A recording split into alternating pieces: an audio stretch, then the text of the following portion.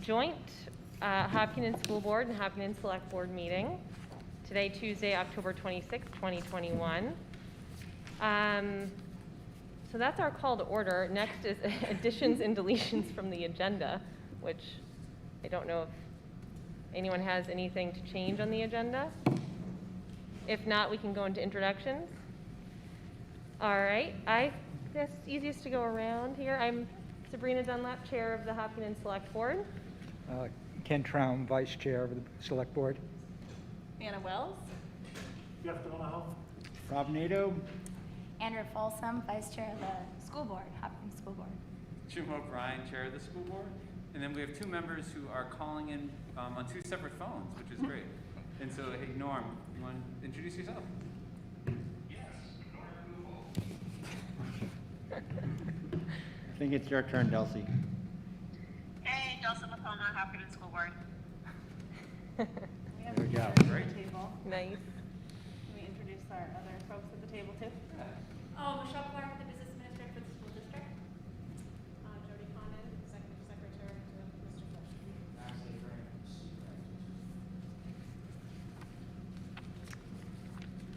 All right, so this is our yearly joint meeting, which is always a pleasure. Unfortunately, we don't have our town administrator, Neil Cass, with us. He had a last-minute issue come up and he could not be here, and Mike Flynn apparently is also not here, so. Yeah, Mike had a family matter today. Okay, so we're just doing the best we can here without our. Can't create too much trouble, I don't think. Yeah. Maybe not. So, okay, so first up on our items for discussion, if we can dive right in, we've got our annual meeting dates. I believe that you guys set your date for March 12th, No. 19th. or you're the 19th? 19th. You're the We're- 19th. We're the 12th. Yes. Okay. And we are the 12th. And that works all right for you guys? Yeah, I think, is it that Saturday that is the end, or no, it's the Saturday before, that's the end of school vacation. Yeah. And we had talked about having maybe 1 week in between to get, so that folks aren't taking two back-to-back Saturdays to make both meetings, but it just didn't work with the requisite deadlines. But something to think about maybe in the future. Definitely. And hopefully we'll be back to the olden days ways of actually having our meetings in person, so that would be nice. I just got a text that this is, I don't know if this is supposed to be on YouTube. It is? I got a text that it was not up, but I don't know if It that's should be. accurate. I got an announcement on my phone that Oh, it is good, all right, well then, Yeah. that was a Live. delayed, okay. Should be. All right, anything else on our meeting dates? Well, you know what, it's on the school's YouTube, maybe it's not on the town's Oh. YouTube. That may be Okay. the confusion. Oh, they said all set, it's up now, all right. All right then. Okay, so next up, we've got the usage of Houston Fields and George Park. So maybe I could take this one, because that was my idea to put this on the Sounds good. agenda.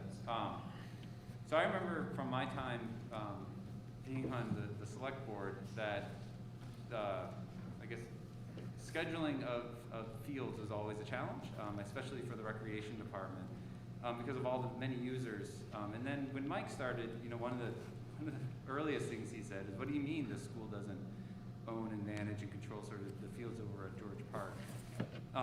And so I've been thinking about that, and then had conversations with Mike and some board members. And I don't know what the right solution is, but it feels like it may be a good opportunity for us as two boards to put together, I don't know, like a working group or somebody, so that we can put our heads together to think about like what is a rational solution to sort of the sports fields, because it is odd that as a school district, you know, the management of the fields goes through the town, and while from the taxpayer's perspective, the care of the fields, you know, it may not matter which pocket that comes out of, but I do think for, you know, the recreation department, for for our athletic department, there may be other avenues to approach sort of how the fields are being managed. And it may be that one of the solutions is that, you know, the care and upkeeping of the fields comes onto the school district rather than on the town. But I don't want to presume that's the right answer. I figure if we got, you know, figured out who's the right people to sort of sit down and think about this over time, that we can come up with some solution. I don't think we'll get to a solution in time for like the annual meetings and the budget process, but maybe the next round, we would have more clarity on how to move forward, that there could be some budget issues or some sharing that we could think about and talk about. But I say all that because I just remember, you know, the recreation department being a little stressed out, rightly so, from all the requests. And, you know, I think from the school district, we don't really want to add to that. I think we would rather work and find a solution so that, you know, so the fields are being used as they should be and everybody's sort of on the same page. And hopefully we can help with that rather than being a hindrance. Yeah. Yeah, I agree. I mean, oh, hi, Stephen. I didn't see you come in. Snuck in. This is Stephen Whitley, another member of the select board. I totally agree. I think a little working group would be helpful. We did meet with the rec department. We've been meeting with various town departments over the last couple months, and it is a challenge for them. And I think, you know, communication is tough. People making assumptions about who's doing what to the fields when in fact it is, you know, town employees doing the upkeep. And it is a very sort of odd arrangement that we have. I don't know if anyone else wants to comment from our. Sorry, I was just at the highway department who does the actual maintenance and upkeep and mowing and all of that, has also expressed that it's difficult with all the different users. You know, some people get the memo to move the goals and some people don't get the memo to move the goals when they're done. And so just all of the moving parts, I think all the different groups that have a stake, it could be streamlined, definitely. Mm-hmm. So. I like the idea of a working group. I would hope that, assuming our board and the school board are agreeable to that it can be set up and in motion before town meeting. I don't think we need to wait for town meeting in March or annual district meeting in March to kind of set that in motion, assuming that, you know, that's something that we both think is productive. So yeah, I don't want to repeat what's already been said, but I think I agree that it's an issue that needs to be addressed and that getting everyone that is a stakeholder involved around the same table will hopefully lead to a workable result. And I'll just add that where for years I've offered to lease the George Park to you for $1 a year, I think it's a great idea, a great step forward. You know, thanks for suggesting it, Jim. If anybody on the school board side. I mean, I think it's a great idea to have a working group. You know, the big concern is, I think everybody knows what the issues are. If it were to come to our side, are we going to be duplicating costs? Like we have to buy equipment to manage the fields, and there's a lot of equipment that's necessary. So I think I think it'd be a good idea. I have nothing more to add than what has already been said. Norm, I know it's hard to follow, just, do you have anything to add? No, I support the idea of having this discussion. So I think it's a good idea to make the version tonight. Dulcie, your turn if you'd like to comment. Okay, thanks, guys. So since Mike and Neil aren't here, we can task them with at least starting the process and Yeah. you know, thinking about who's best to be on the working group. And then I agree with Stephen that getting it started before annual meeting makes a lot of sense. I guess my preference is more the getting to like a budget answers and all that before. Yeah, that's what I assumed, but just wanted to clarify. So, okay. Perfect. And just to be very thorough, so can we just sort of run through a list of people who groups that we think should be represented really quickly?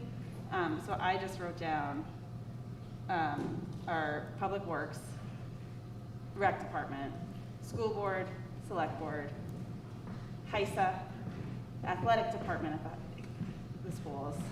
Are there other groups that we need to be sure are brought in on this? Soccer club. Soccer club, lacrosse club. Yeah, say any clubs that use it. And I guess, yeah, that might be something good to ask the rec department, because I'm not sure of all the, the private organizations that make use of the fields. That might be good to have as part of the discussion. The Red Hawks. Good, yeah. They're right. Yeah, I think they're school.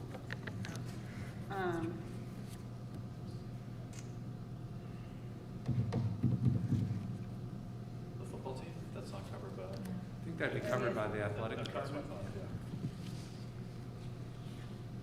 yeah. That's a good list to start with. Okay, great. Thank you. All right. Next up, we've got town initiatives. So for the economic development update, we were able to budget for a part-time economic development director, which is very exciting. And we've had a couple of very strong candidates. We're still in the interview process, but expect to have somebody in that role pretty soon, which will be, I think, very exciting for the town. They'll be able to take a few things off of Neil's plate, which will be nice. And Anna and Stephen and Andrea and, am I missing anyone? All serve on the Economic Development Committee too. So thank you guys for working on those issues. And we've got a couple of personnel issues going on, all positive, well, bittersweet, I should say. Chief Pecora is retiring, and I'm very, very sad about it. He has been with the town for 21 years, 11 of those years as chief. I think everyone knows, I mean, he just speaks for himself. He's been a wonderful chief and a wonderful leader. And there will be an event for him on Thursday, 3 to 5 at the Slessor Center. So he will be very missed, although my understanding is he's not actually leaving town, which is great. So we'll still hopefully see him around. And the exciting thing is TJ Hennessy agreed to be our new chief. And so he's been on the force for a while with Chief Pecora, and we're very excited to have him be the new chief. So that'll be happening very soon here. I think Chief Sunday. Pecora's, yeah, He gets sworn that's in right, on his swearing in is Halloween. Sunday. Yep. 1 p.m. Sunday. Yep, 1 p.m. on Sunday. Just Um, in time for trick-or-treating. Yeah, yeah. And then for the human services position, Marilyn Brisa had served in this role for, I think, 30 years, and recently retired, and she did a really wonderful job and gave a lot to the town. And we've got a wonderful new person in that role, Alicia Presti. She's lived in town for a while. Her kids have gone through the schools, and I think one is in school. And she has her master's degree and worked for the Community Action Program, which is a social services organization. And so we're really happy to have her in that role. So those are some of our big personnel announcements. Well, thank you for that. And yeah, when we think about collaborations and partnerships between the school and the town, those two positions stand out. Chief Pecora has been just an amazing partner for the school district over his time. And I know when Mike started, one of the first people that he reached out to was Chief Pecora to kind of have a conversation about the town and safety in our schools. And the chief and the entire department was incredibly helpful and it was awesome to work with. So sad to see Chief go, but excited that TJ Hennessy will be the chief. Someone we also know very well and have worked closely with, and so that's outstanding. And then, the human services position has also just been a great partnership with Marilyn, really helping us out in a lot of circumstances. So we're excited to hear of the new person in the position, and I'm not sure if we've connected with her yet, but we certainly will soon, and that's outstanding. So thank you. Her office is now at the Slessor Center. Oh, okay. And so very accessible to Hold on, just Norm. go and, she's half-time, right? Hold on a second, I Norm. don't know actually. Yeah, it's part-time. Yeah, it's part-time. Part-time. Okay. Perfect. Okay, Norm, go ahead. Yeah, I just wanted to thank the chief before, I did the select board last night in their meeting, and just thank you for all these stuff in this district, helping us with many things, and especially our solution projects. He was implemented a lot of ideas into that, and just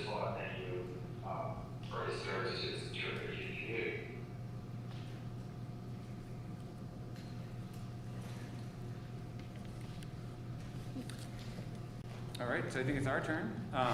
And so I'm gonna ask Andrea to talk about some of the school board goals that we have for this year. Sure, and hopefully you all received a copy of our school board goals.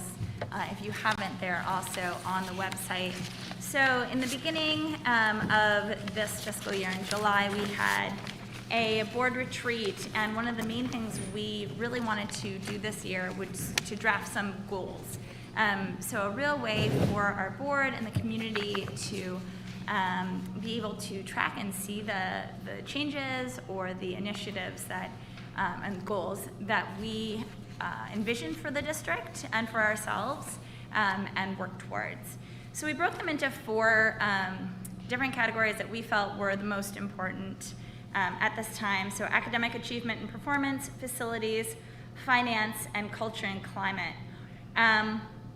I will not read through all of them. You can go ahead and read through them on your own, but I will say that already, we're only in October and we have a lot of these goals already underway. We already have a curriculum committee formed, up and running. We are already engaged in negotiations. Our CIP and finance committees have been hard at work. Jim is going to talk a little bit more about our strategic plan. And even this week, we're doing a ton of policy work, and even this week we have launched a new parent communication portal to help increase just the connection between the school and parents and guardians. So we're really excited to have something tangible that we can all refer to, and also excited about the work that we've already been able to get done. So if you guys have any questions, I'm happy to answer any of them.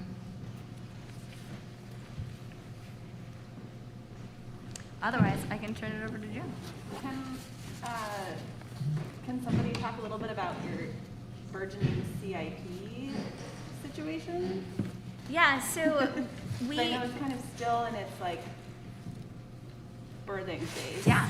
Well, we've had a CIP for a little while, but we are working on streamlining it. And I don't know if Rob wants to talk a little bit about that. I think the Reader's Digest version is items that have been identified over the next 20 to 25 years, and now it's a matter of looking at costs in a 3 to 5 year range, and then how do we budget for that so it doesn't fall all on 1 year. So, projections of saying we need somewhere in the order between $200,000 and $240,000 to meet those needs over that 3 to 5 year cycle.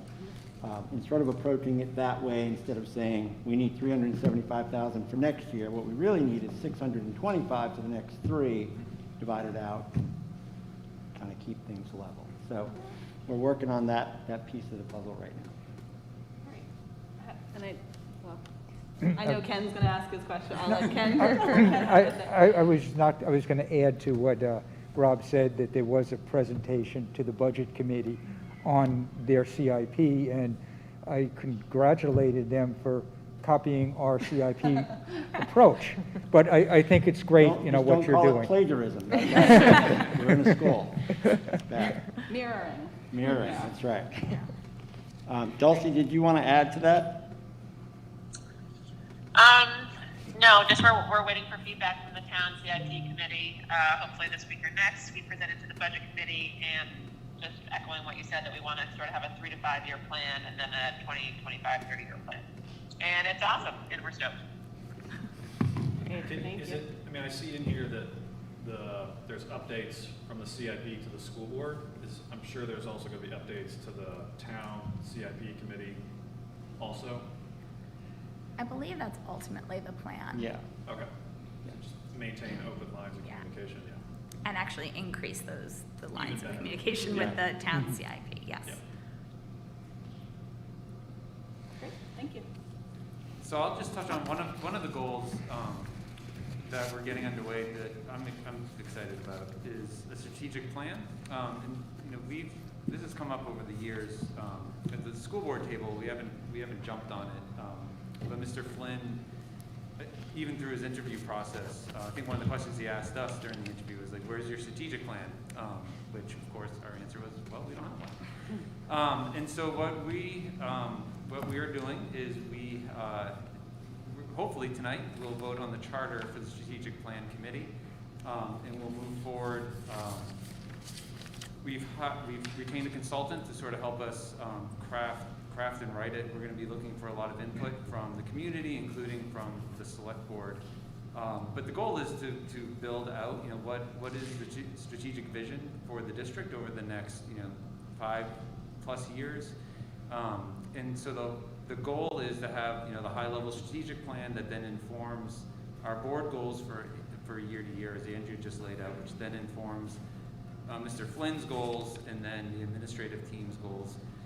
But it'll also track to our budget, also help the community understand decisions that are being made around investments, around the CIP process, around hiring, like what are those major programs that the school board is looking to make investments in. Again, for greater transparency and also just for greater understanding and knowledge as we develop our own internal goals and plans to have sort of a strategic plan to help guide those decisions.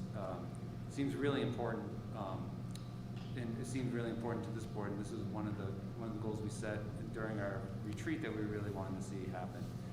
So you'll start probably getting invited to things over the next couple of months. What we really want to do is have our strategic plan, if not 100% completed, at least very much on our way there by the annual meeting in March, and so we can present to our school district meeting what these long-term goals are, the process by which we got there, and the comments that helped us get to that plan. So that's our draft outline right now, and then we're just inviting as leaders in the community, as the opportunities to provide input come about, that you take advantage of it, because I think hearing from you will be very important to our process.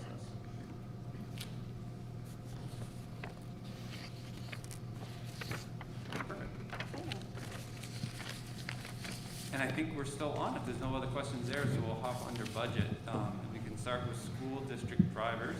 And I'm gonna set this up, and then I'm gonna ask Rob and Dulcie and Andrea and Norm, who's over here on the phone on this side, to jump in if I miss anything or if you want to expand on anything. So the good news is we have started our budget process much earlier than previous, and looking at our administrative team over there, who are more than happy to have started the budget process so early. And so I would say, as you know, like 85%, maybe more of our budget is tied up in our salary and staff costs. And so a lot of our budget drivers have to do with our people. And so health insurance, probably like the town, continues to be a driver. And then the school district this year, as Andrea had mentioned earlier, are negotiating 2 contracts, one with our support staff, and then one with our Teachers Association. And so we're currently in negotiations with both of those associations, and so those costs would be on the warrant when we reach final agreement, and we'll drive some of the budget. We also have our second half of the bond payment for the build facility project will be incorporated into this budget. And then something that that's been a problem, I'll just say that's been a problem with our budgets over the past bunch of years is a reliance on the fund balance at the end of the year. And so what we find ourselves doing, and Michelle, we just had a conversation this morning about it, is that in order to deliver the fund balance at the end of the year, as we promised in the budget, you manage to your fund balance. And what's happened to the school district over the past many years is we'll have spending freezes. Sometimes beginning right when our budget becomes into effect, in order to ensure that we can manage to get that fund balance at the end of the year. And so that's caused lots of consternation on behalf of our administrative team, as well as our staff in the buildings, who are told, well, this is in the budget, don't spend the money. And so we want to adjust that. And so as we work on this budget, and probably for the next few budgets, I guess budgeting for less fund balance until we can hopefully budget for, eliminating the fund balance over time is sort of our goal, because we think it's a better way to manage our budgets. And it means more work on the front end, but I think at the back end, at the end of the day, I think it's going to work better for our district, and for the management of the district not to be worrying about, managing for revenue at the end of the year.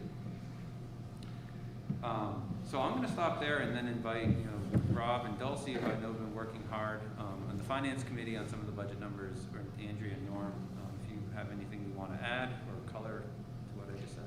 I'll just add two pieces. I think the Article 10 that was passed a couple years ago and is in pretty good shape right now will help us in that process so that we can lean on that. And then if there are any operating surpluses at the end of the year, it would go more towards Article 10 instead of. Can you remind me what Article 10 is? Sure. So Article 10 allows the school district, and Michelle, you can correct me if I'm wrong, allows the school district to place surplus funds into that for emergency purpose. Oh, okay. Yep.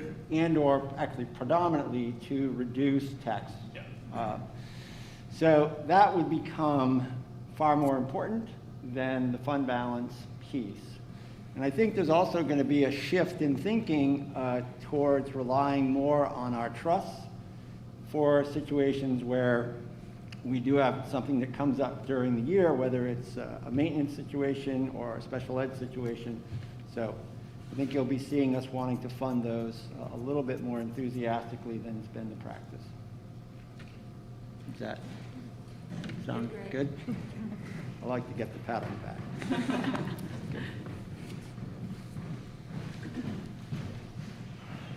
So, Norm, you came off mute, Norm. I don't know if you want to add anything? No, I just wanted to say, we want to be started the budget process earlier. It's been great being able to talk to the leadership team on what they're looking for in the district. And I just hope that this continue to go forward and start our budget discussion earlier. And that's what I'm saying. It'd be great. And we're going to continue our budget discussion after this meeting, so you're all welcome to hang out and be part of that.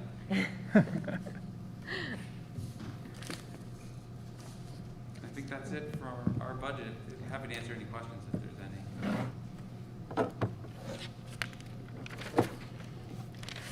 Want to take it away Okay, for the sure. town? Sure. I guess to start with, where you are, moving much faster at this point than the town is, I think if it works out, maybe next year, for the budget committee presentations, the schools should consider going first and the town second. Just a thought at this point. In terms of cost drivers for the town budget, unfortunately, we have a number of them. The biggest at this point is the annualization of the recognition of the debt increase due to the bond that was, most recently issued. And that's about $240,000. There's also, the state had increased the percentage that the town, the school has to pay for retirement. The impact on us was only 6 months in our last budget as opposed to 12 in yours. So again, annualizing that is another $50,000. You mentioned health insurance. I think you forgot to mention fuel cost. Those are scary numbers at this point. So we're looking at, we're probably 4 to 5% increase in the operating budget just with those.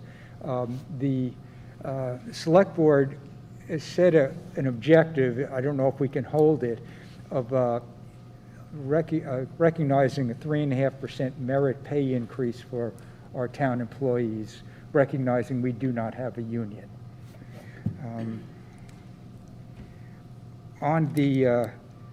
Then turning to the CIP side, roads are always a big issue with us. It seems like no matter how much we borrow, how much we spend, we're still maybe $8 million behind for roads, bridges, culverts. We don't know if there's going to be additional federal stimulus money that may apply to that or may not. There's been a lot of discussion. There's a committee looking into what to do about Euston Barn. I'll say it's gotten to the point where something has to be done. I think in December we'll be getting a report that'll be laying out the options and the potential costs. Another one is Town Hall, and we have about $100,000 set aside, but do we want to do, or is there a need to do a much bigger project? So I believe those are all the issues that we're going to be struggling with. And any questions? I think my select board members may not have heard everything before that I just said also. So any questions on this side? No, okay. Sure, we'll be talking about this many times. Our next meeting we start. Our weekly Yeah, we meeting. go to weekly for that. And your retirement costs are a higher percentage, I believe, even than ours, and ours are really high. The percentage that you're expected to pay into the state pension. It depends on the, say, for police or fire, it's much higher. On the barn or the town hall, I'm just curious, it's probably too early since you haven't maybe dove into it, but I'm just curious if you're thinking about, are they bonds that you're thinking of? Would that be sort of be on one of the solutions? I'm just sort of curious. I think it's premature. We don't know what the options are, what the costs are. You know, if you're talking $1 million, sure, I think we'd have to look at a bond unless we can get a donor, and which would be ideal. But yeah, we'll see.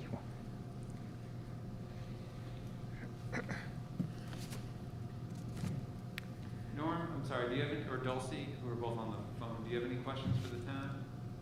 It's probably hard to follow. Well, all is on YouTube, so maybe a little behind, but no, I appreciate Ken's explanation on the budget drivers and all that information. Thank you very much, Ken. You're welcome. Dulce, do you have any questions? No, thank you.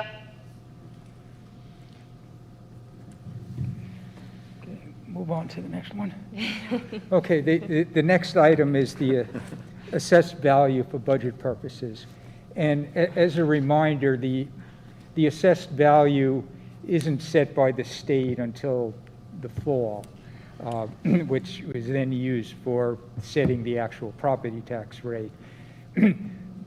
So this past year, for budgetary purposes, the Select Board, at the direction of the Budget Committee, assumed there would be a 0.5% increase in the assessed value, which just, from my perspective, gives the taxpayer a better idea of what the tax rate may turn out to be. In actuality, this year, the increase was 0.93% or thereabouts. The school board stuck to what you've done in the past of 0% increase. And the Budget Committee has again asked if both boards could agree on a number. And in talking to Neil, he certainly feels that the assessments for this year we're looking at is going to be at least 0.5% again. So, you know, I would like to propose that we both use 0.5% increase in the assessed value for determining what the estimated tax rate is. So I'll start and then I ask other members to sort of hop in. So I remember the conversation from last year, and we talked about it at our table, I think, quite a bit. I think we sided with, you know, where at least all the other school districts that we were able to find, and I think have followed up and still find that, you know, no other school district does something different than using the DRA assessment numbers. And so I think you know, from our, I think from our conservative budgeting approach, you know, staying in line with where, you know, all the other school districts in the state are and following DRA's assessment numbers feels to us like a I don't know what the term is, probably a more conservative approach to you know, transparent approach to budgeting, because we can show, you know, because the numbers derived from DRA, we can point back to it rather than a number that, well, it may have, well, we can all have assumptions of where it's going to end up. It still isn't sort of a number that's being certified by the state. And so at least in the conversations I've had with members, there's hesitation to change that number from one that's sort of what all the other school districts are following that's applied to us by the state to something that, while all our best intentions and purposes, you know, we're sort of, it just feels like we're making up something and kind of going a little bit out of bounds. So I don't know how other members feel or want to add anything else, but that's sort of been at least the conversations that we've had to date. Well, I mean, we had that exact conversation. We asked Michelle, you know, what do school districts do, and that was the answer. So it seemed like we should do what most schools do. The question I have now, as I look at this, and we were at 2208 on ours, and it came in at 2181. Seems like if you're going to err, we erred on the right side. So I'm just wondering why this is an issue, you know? Because for us, it seems like, and being conservative, our number is going to be a little higher, so it might be a little harder to sell on the floor. But ultimately, if this is the result, then I guess I don't see the issue. So somebody can help me with that. Yeah, go ahead, Norm. So I'm interested in this because I want to look at it a couple of perspectives. Last year it was a little confusing, the taxpayer, when budget committee made the motion about with a specific number. So when we presented this to the community to see two different valuations, I understand we can defend it, of course, probably why, but you know, I'm intrigued by how the select board was able to come up with the number that presented itself with, you know, big, I don't like deviating on the schools. I struggle with that, but I am curious as to have some data. The select board, I guess the question to the select board is, how often have they done this and how have they been wrong? And what is the variance of differences that they have been wrong? Has the tax rate been specifically different? Because I am concerned that if there's a motion of the budget committee and we're having two different numbers, it could be very confusing to the community.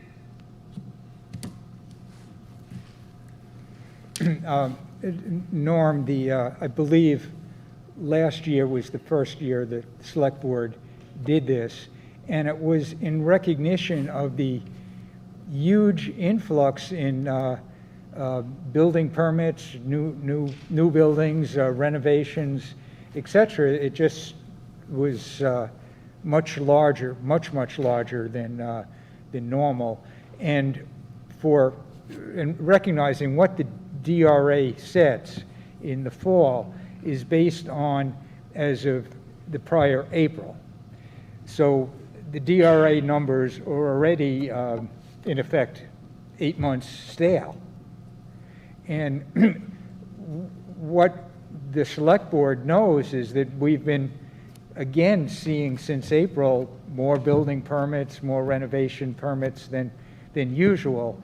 And, you know, that's where I would, you know, refer to what Neil said, you know, based on what we've seen so far, he's very comfortable that we're going to be seeing at least a 0.5% increase in the assessed value for the town.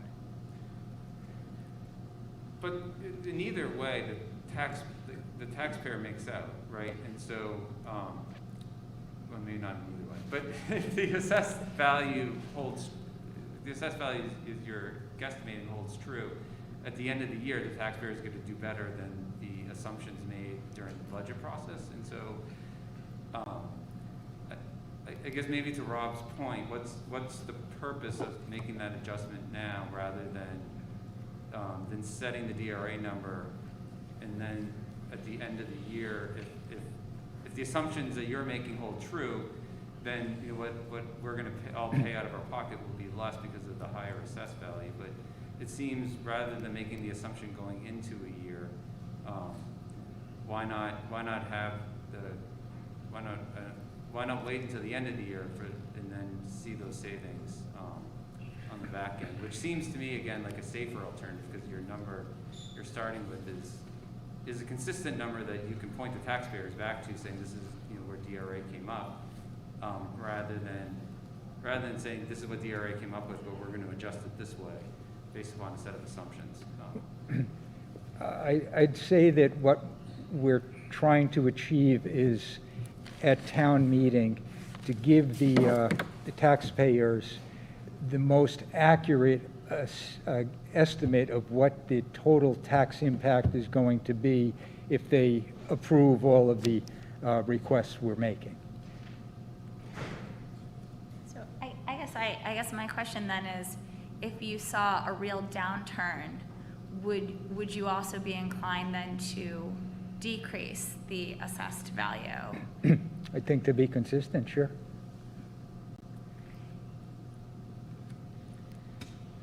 How many other communities make those changes on the assessed value on the warrant? I can't answer that.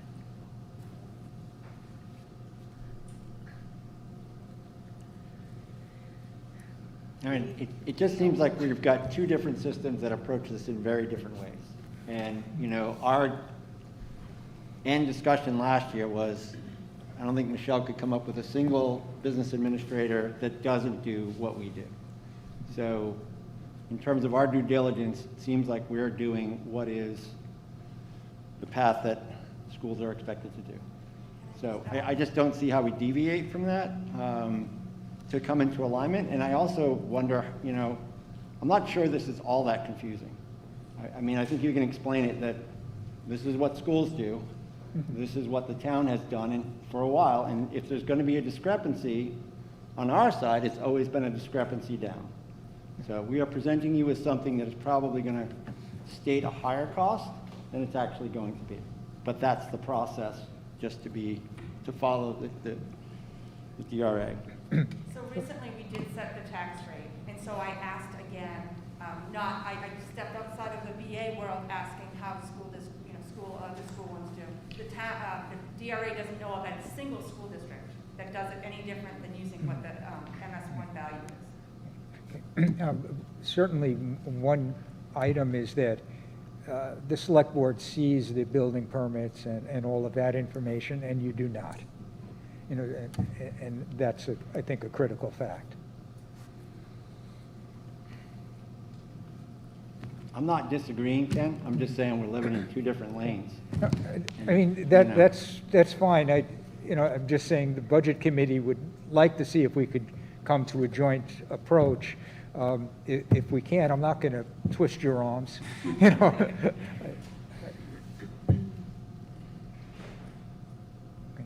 So it sounds like, and Norm is our rep to the budget committee, but it sounds like, at least from this conversation, that at least the school board is probably going to err on the conservative side and stay with the DRA valuations, at least during our budget process. And what the budget committee chooses to do with that, I guess, I'm not sure, but as we present, that's the lead I think we're going to follow. Okay. I'll twist Norm's arm.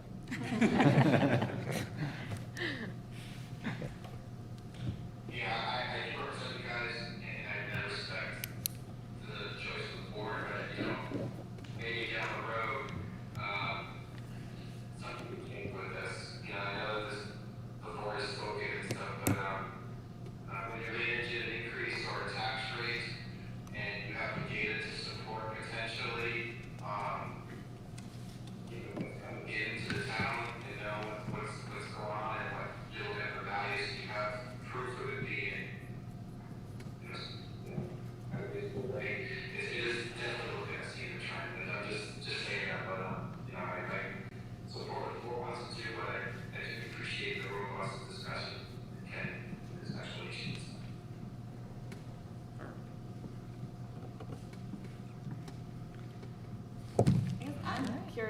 really does cause, I mean, to your point, does it really cause confusion among the voters? I don't know that it does. If there are folks that would like to make a public comment during public comment on that point, I'd love to hear opinions on that. And if there's some other way that we could gauge whether it matters to the voters, that would be great. I don't know what that method or mechanism is, but I mean, in principle, consistency matters, but maybe it doesn't. Maybe it is just easy to say the town uses a 0.5% increase and the school board uses a 0, and leave it at that. But I'd love to get others' opinions who are not like as mired in it as we are. Anna, at last year's Budget Committee deliberations, it was brought out the difference in the approaches, and other than Budget Committee members that were concerned, I'm not sure that I remember members of the public raising an issue. Okay, that's helpful. Maybe somebody here that can disagree with my recollection. No, and I think the concern will come when you're wrong in your base assumptions, right? So when you're right, everything, right, it'll be fine. It's when your 0.5% ends up being, 0.2% in reality, and then If you're wrong in the direction that makes the tax rate actually higher. If That's you're wrong in right. the direction that makes the tax rate lower, as 0% will do in this economy, then people may be happy. I don't know. So that's my worry, is if you make assumptions and you're incorrect, like, it's confusing to the taxpayer because they were going to wonder how you came up with the numbers and more explaining. Well, we're both going to be incorrect. I mean, there's Correct. no. We're both going to be incorrect, but there's a line of sight between the DRA numbers and the assumptions made. Not that there isn't a line of sight on building permits and valuations based on them, but that's why DRA gives us a number. At least that's from what we've been talking about. They give us a number to base upon our tax rate on. So it's harder if we're making assumptions to then defend if it comes in wrong on the other side. Mm-hmm. Mm-hmm.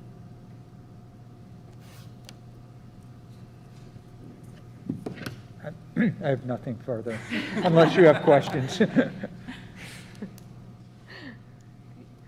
Anything you, else Ken. before we go to public comment? I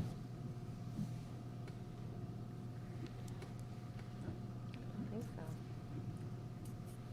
Do we have we do have a mic. There it is. So if there's anybody who wishes to provide public comment, they can come up to the mic and provide comment to either board or both boards, anything you want.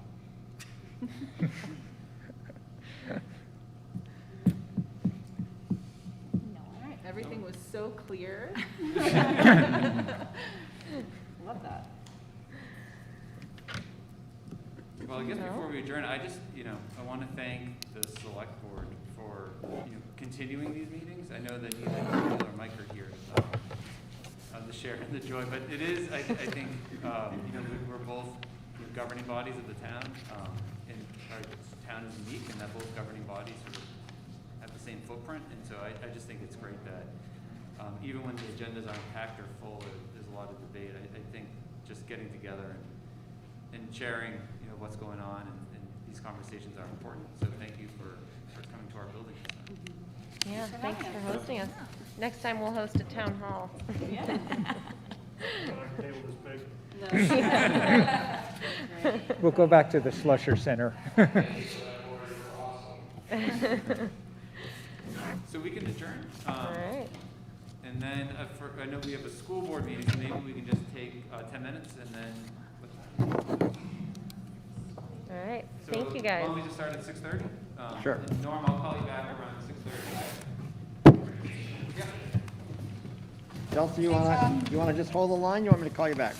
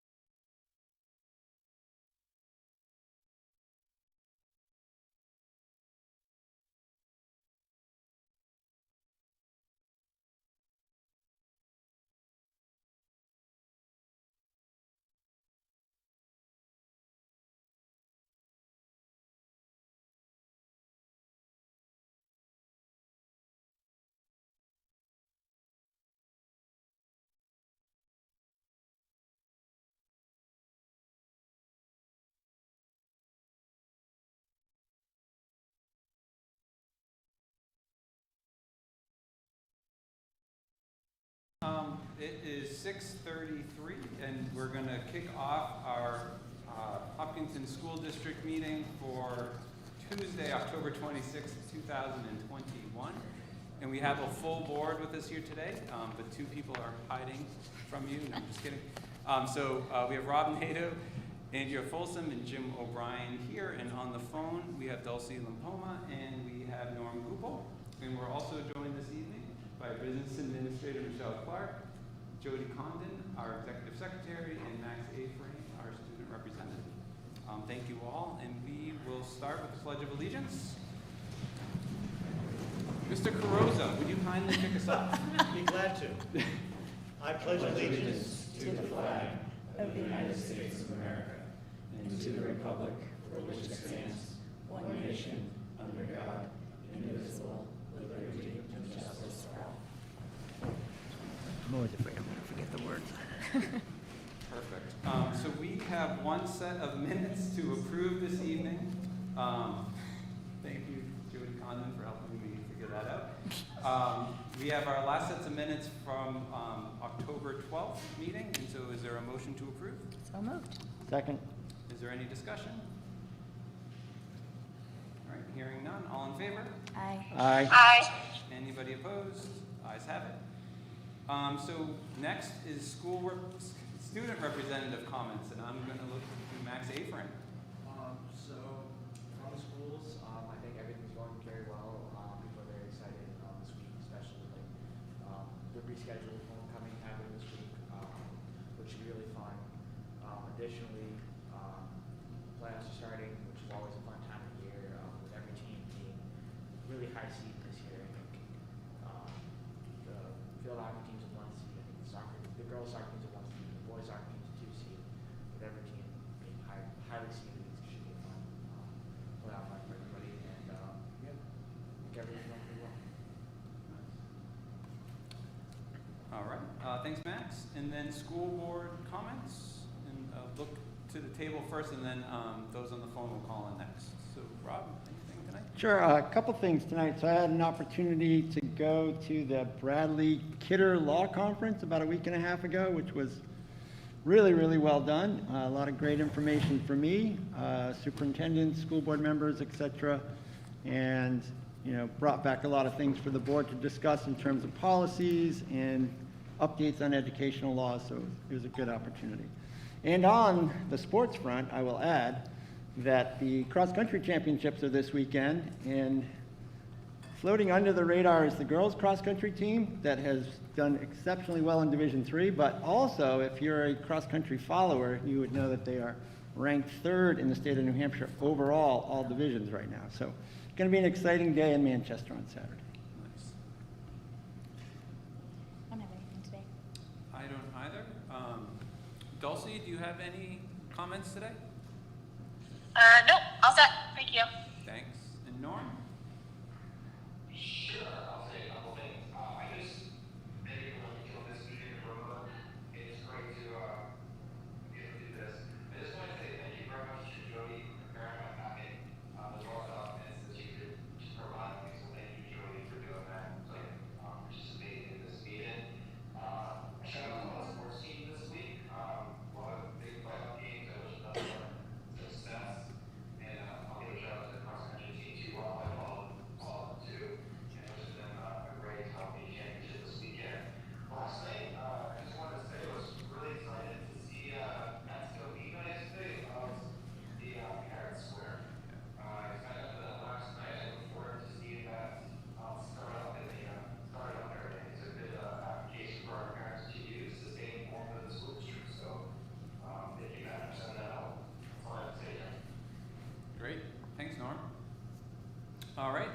And I should have mentioned at the top that Superintendent Flynn is not with us this evening. He had a family commitment, and so we're in great hands. Michelle Clark is going to lead us through some discussions, and then up next is Chris Kelly, who's going to walk us through some safe learning plan. You can just sit with us. Oh, yeah. Or you can sit, whichever you're more comfortable. Yeah, whatever's better for you. Yeah. Thanks, Chris. You're welcome. So as Max mentioned, we're heading into postseason for the fall sports. So it's an exciting week, but it also means we have to start thinking about winter sports. And so Dan and I have met, and he's had meetings with other ADs from around Division III to get or begin the discussion on winter sports and what other schools are looking to do. And basically, the schools that he's or ADs that he's had discussions with in regards to indoor winter sports like basketball, you know, they're going to be following whatever mask protocols or non-protocols they have in place. So he and I have been discussing what we would like to propose tonight for the board to start thinking about and taking into consideration for our winter sports. We understand that we wear the masks during school, but we would like the board to consider that when our basketball teams are playing both middle high school level, that when they're on the court, no mask, but on the bench with masks.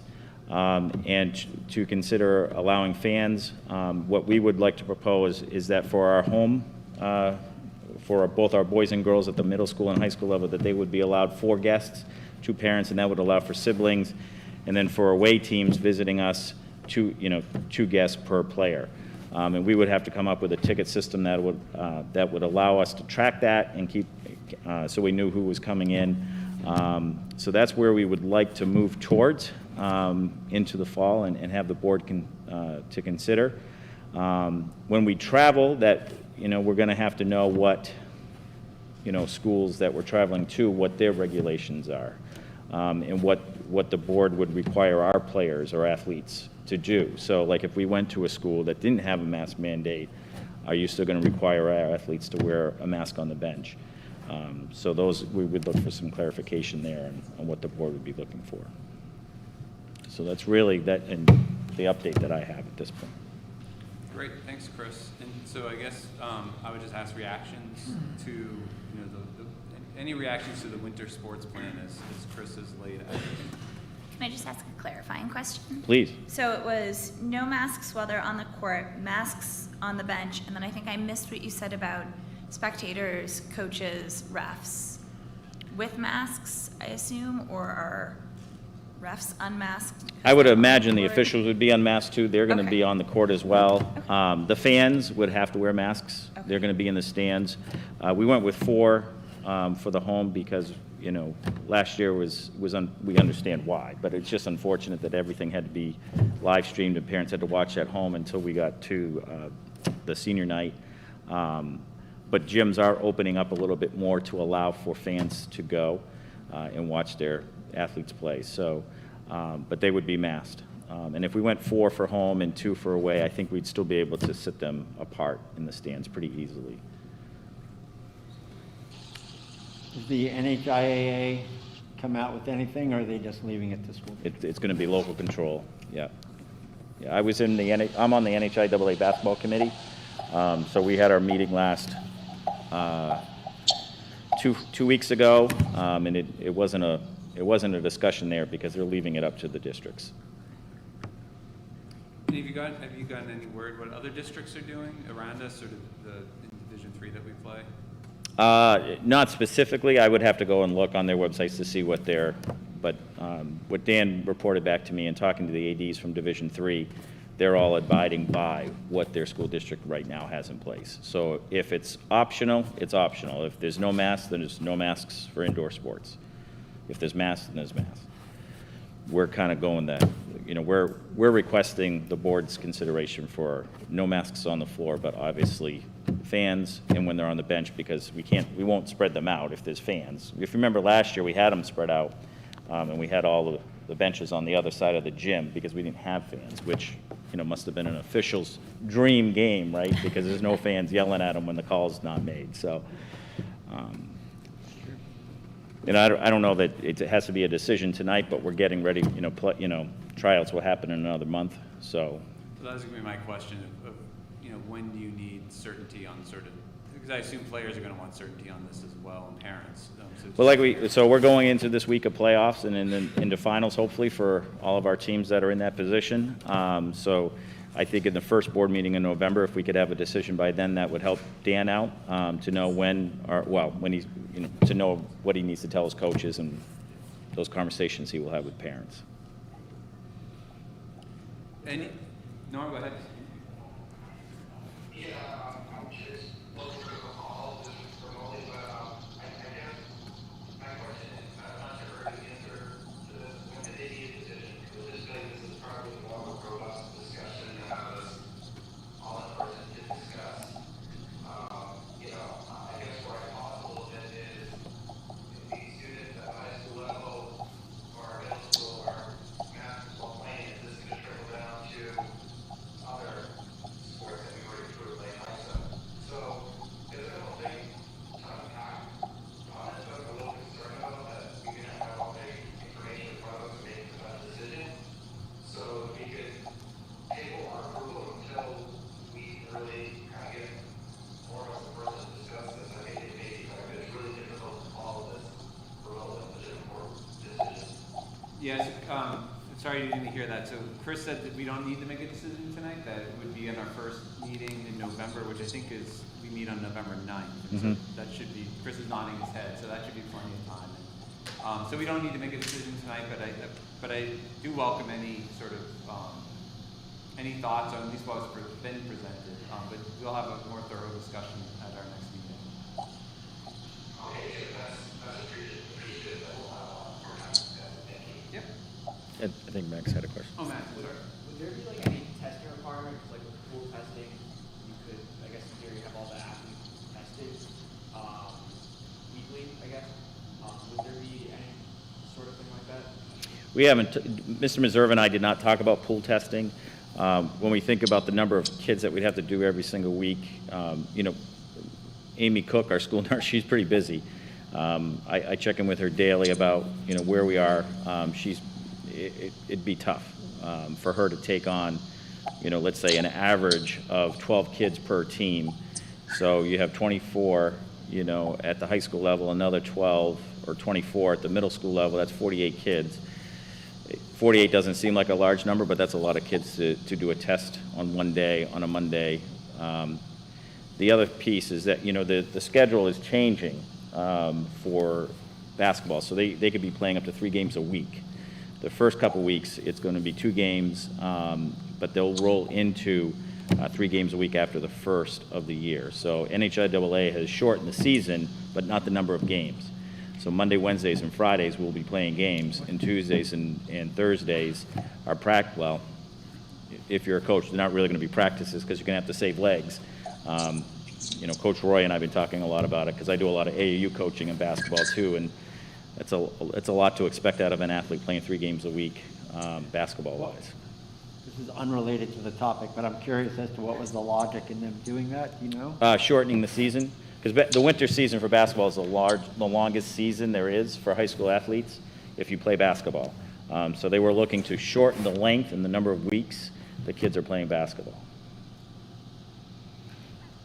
Do you know, I was not part of that decision. are they going to be cohorted in some way again this year, or is it just going to be? No, it'll be regular Division III teams. Okay. Yeah.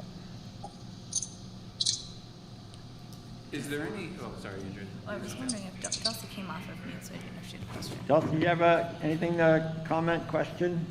Yeah, so my audio is in and out a little bit, but is it right that for indoor basketball or any other indoor sports that when they're in play, the current recommendation is that there's no masks? That's correct. All right, so I don't feel great about that. I'm going to work through some thoughts offline. And I know there's been like a sidebar discussion that I've been trying to listen carefully to. But that gives me pause, so I'm just throwing that out here. But I also really want kids to play sports, so so I think having the next couple of weeks to sort of work through some stuff will be helpful. Is there any additional information that we need or board members would like to have between now and the next meeting that, you know, Chris and Dan and others could put together that, you know, would help in that discussion in 2 weeks? Yes. Sure. Chris mentioned it would be a lot of work for our nurses to do pool testing. Would it be possible, I know I mentioned we're moving forward with a vendor for pool testing for the schools. Is there any way potentially we could use this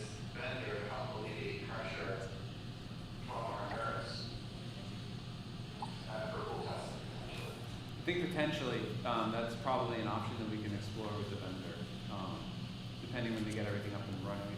I don't know, Michelle. I do have an update. You do have an update? Oh, yeah, we'll do now. So the update is, next Tuesday is going to be a Zoom informational parent. And then, the week after will probably be the opt-in. So then the week after, anticipated, if everything goes well, would be when the pool testing would start. And I think the only difference would be that, the pool testing that's being offered is an optional pool testing for those individuals and families that wish to opt in. And so the discussion, if we wanted to do that for athletes, would is that it require that for athletes rather than an optional. Which I don't know how that, I don't want to make an assumption on anything, but that would be how we would have to do it if that was going to be the option. Can the Hopkinton School Board do that, Jim? Do we check with a lawyer? I don't know counsel would be out and I see it on the table. It's probably a good question for Mike to explore. Because I don't know the answer and I don't want to guess. So we can ask Mike to look into that. Yeah. Any other information that we can bring back or share with the board between now and the 9th that would be helpful in this? I guess the obvious question is, what's the rationale of no masks while playing versus masks on the bench, given what we know about aerosols and all the rest of it? Well, when Dan and I were talking about it, we know that wearing the mask, just sweating through, and it's just uncomfortable to play. In wearing a mask, running up and down the court, and when they're on the bench, they're going to be shoulder to shoulder because we can't spread them out like we did last year. So when Dan and I were talking about it, Dan and I agreed that if they're going to be on the bench, they're going to have to wear masks. But if we can get the board's approval not to have them wear the masks while they're competing on the floor, then that's what we would like to recommend, but we'll take board's direction after that. Thank you. Wait, and Rob, can you synopsize something for me really quick? Sorry, Chris. So what's the rationale for just not using masks? Why wouldn't we just require masks? Is there like a 30-second or 15-second blurb there? So if I can, essentially that it's more difficult to play indoors and uncomfortable, and perhaps, I think we all saw a fair number of photos that even when people were trying, that the mask is not going to stay in place. And then when they're on the bench, they're going to be closer together and not be able to social distance, so the mask would go on. Okay. Is that accurate? Yes, Norm.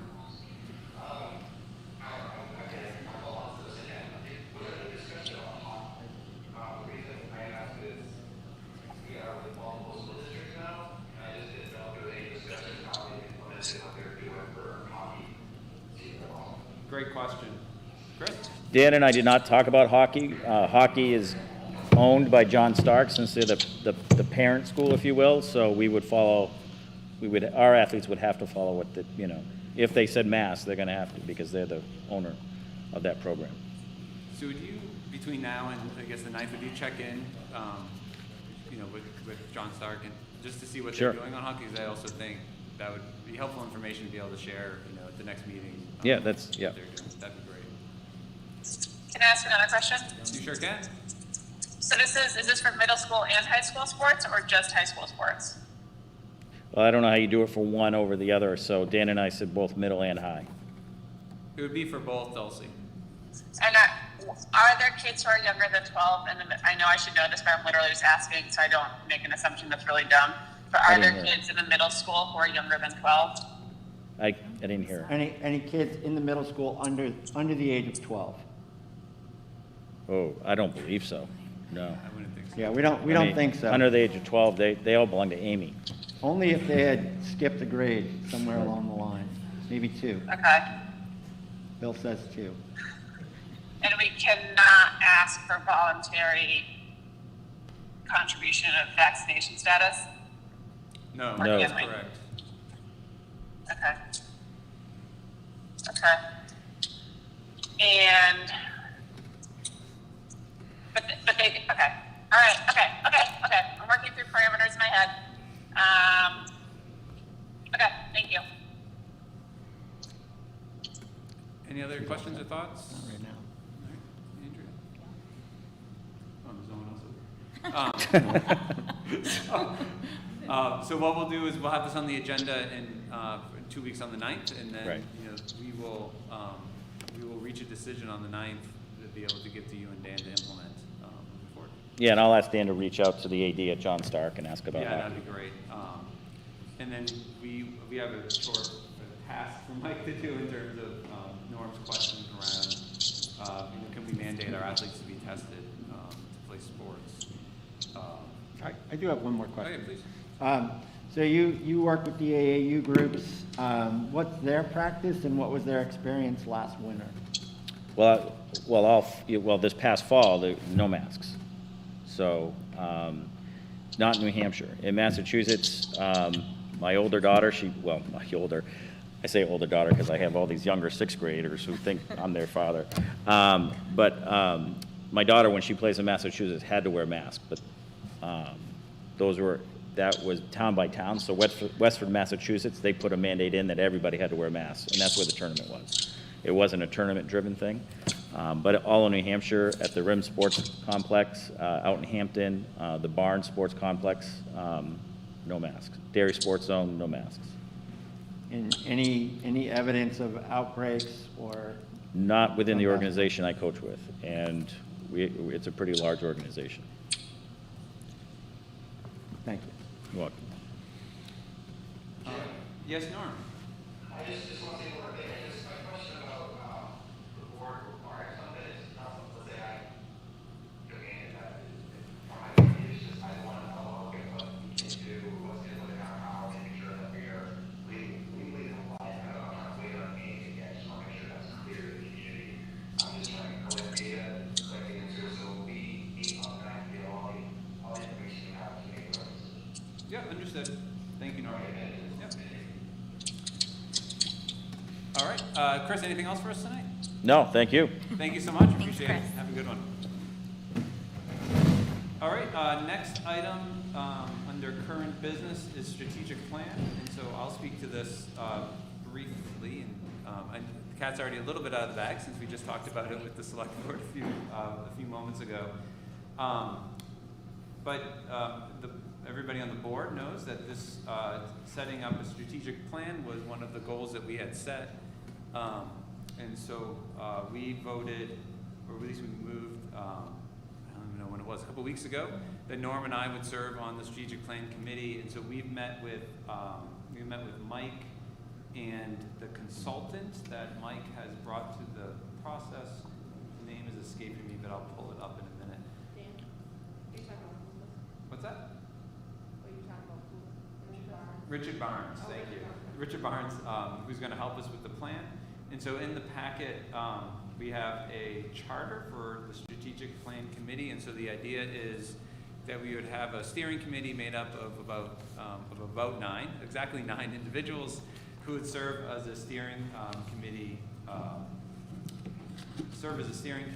group that would really help the consultants set up the right conversations to have with the community, the right input, and then would go through elements of the plan. I'll just read a few of them. Things like facilities and grounds, curriculum, student achievement, staffing, professional development, but really to work through those issues, create a plan to present to the board, to work through, and then hopefully to finalize for March, around the March town meeting. And so what we're looking for today is the board, if you have any questions or comments on the committee charter that has been put together, our goal is to hopefully get that approved tonight, so that we can invite individuals to serve on the steering committee and then have a kickoff meeting sometime in early November to begin that process, start sort of mapping out and putting on a calendar sort of the dates that we want to start receiving input from the community on the plan. So with that, I'll answer any questions that anybody might have. And Norm, I'm sorry, is there anything that you want to add? I apologize.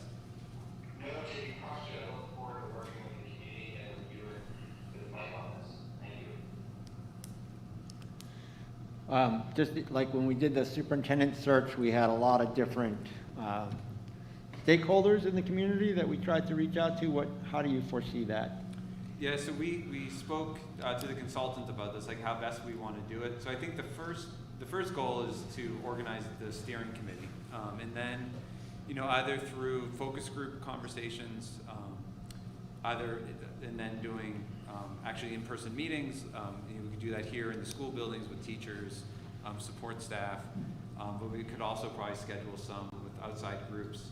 And then we talked a lot about using Zoom in order to reach people that you might not be able to reach, or at different times of the day, where in-person meetings might not always make sense. And so the consultant is very eager to use the technology in order to try to get together different groups of people. What he's found is doing it on topics makes a lot of sense, sort of like what we did with the superintendent search. And so in the charter, there's sort of, again, a list of some of those potential topics. It could increase. The steering committee could wish to add another one or two into this. But I think that would be the idea, is to use the winter, January, February time to sort of do those stakeholder engagement and outreach efforts to pull the information in. Thanks. Dulcie, any questions? No, thank you. That was a nope. Perfect. I think it's not on, yeah. And so I would ask if there's no other questions or thoughts, if there's a motion to approve the strategic plan committee charter as presented. So moved. Second. Speak to Norm. You're not in person, yeah. Any discussion on that? I hope we continue to make this actually an every 5-year thing, and that we don't have another long gap between them, because I think they're really important for districts.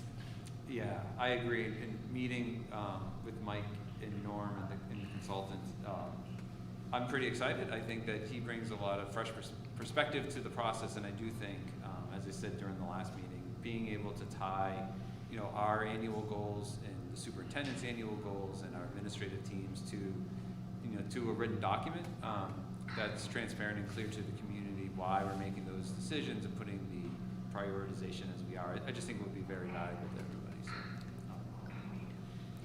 all right, all those in favor? Aye. Anybody opposed? Perfect. So I will, either myself or Norm will, during the committee updates, as we have in this agenda, we'll start adding a strategic plan update in board meetings, just so we're all aware of where the process is. All right, with that, we're going to move on to budget discussions, and I'm going to hand it over to Michelle to kick us off. Sure. So in the packet or Google Drive, however you want to look at it, we did 5 different scenarios. So the first night when we brought it, the first meeting in October 5th, we had an amount, and in there, one of the slides talked about a bunch of positions, which totaled about $900,000, I'll just call it. What scenario 1 does is, along the way since October 5th, some staff changes have happened to the good, meaning we could reduce the budget. And we took some items out that we would look to do either through another mechanism, like through ESSER funds, like geodes, or the Harold Martin air conditioner, might be through the facility project with funds that we will have available for that, and etc. So scenario 1 is taking all of the cuts we could find since October 5th, which is about 92,000, and then all the positions. So that scenario brings us, and I'm going to focus just on the general fund portion of it, because we are going to be looking at increasing the federal project budget amount, which is going to be offset in revenue, so that's going to be costing nothing. Because of all the ESSER funds and other grants that we get, we want to make sure we have enough money in the budget to cover our expenses for that. So that would be an increase of $397,387. Now, of that amount that I just explained, almost $320,000 is just because of the bond payment increase. And then we're also looking at funding $150,000 to help with food service deficit instead of $1, which we've done in the past. And it kind of goes back to what was talked about earlier when Jim was talking about budget drivers, and then Rob filled in a little bit more about fund balance. Because when we talk about fund balance, it's not only what's being used to reduce the tax rate that we're looking at, we actually have to actually cover the food service deficit as well. So that's another amount on top of it. So in this year's case, you know, we would be, if we take the 150 and we take 750,000-ish, right, that would be $900,000 that you need in fund balance, in essence. Which 250 of that amount that I just explained is also with Article 10. But just to kind of put it into context, so you can tell, a large portion of the increase is actually just with two items. Yes? How much is the bond payment amount? So the bond payment is going up by $168,000. Thank you. Yep. Are there any questions before I move on to scenario 2? Just on the food service piece, this is something just so I can clarify. We have paid for food service every year. This change just makes it more apparent and explicit within our budget for folks to look at. Absolutely. So every year we do have to cover the food service deficit. Right. So I'll give an example. Say we didn't have any money that we're going to use as a revenue for fund balance, but we had the $150,000 article for going in the trust fund with $100 coming from fund balance, right? Say we only had $100,000. That $100,000 wouldn't even go into the trust because it'd have to go towards the food service deficit, which then we'd actually have to make up or potentially have a supplemental or a deficit appropriation because we have to every year cover the deficit. Now, a lot of people ask, you know, well, because we're federal funded, now we should be zero. That's not true. Number one, the federal government tells us an amount. They give us a certain per meal amount. It's not just Hopkinton, it's nationwide. So that number doesn't reflect what our current staff, what our current benefits are. In the Northeast, as we know, we tend to be on the higher health insurance costs than like out in the Midwest. So that number doesn't adjust with where you are. The other thing is food pricing. While we do use a bid for that, you know, we're going to be different than another agency in another part of the state or even in another part of the world, country. So that's an important thing to think about. And we've always tried to, we've always had an amount of at least $100,000 in the budget to start with. But by the time it gets to you guys, we've always brought it down to $1. Because we have to have $1 in a line to be able to transfer money into it to have an expense. So in case some people out there are wondering why $1, it's just a placeholder so that we can actually transfer the money in there. And Michelle, you might have said this, but when we only budgeted $1, the cost was still real. And so what we would do is manage the fund balance in order to cover both the fund balance amount as well as the food service. Absolutely. Right? And so to our previous conversation, trying to eliminate the managing the fund balance, this is a way to make sure it's in the budget so we're not managing revenue to cover it. Absolutely. Absolutely.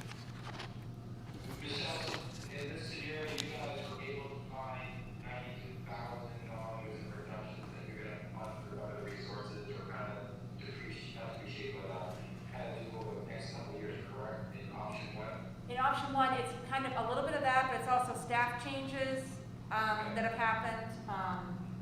And then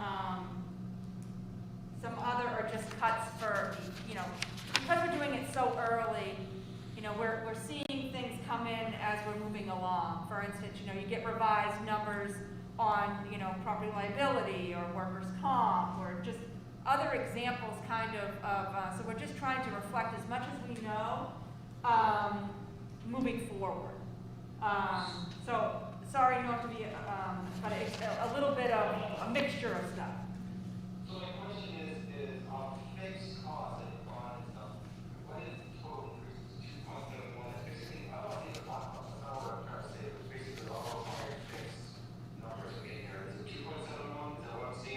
So 2.71 includes the increase for the grants, which that is 0.8%. Okay. So the general fund portion is 1.9% increase, but of that, you have 318,000 of the 397. That is those two items that I talked about, the bond and food service debt. Okay.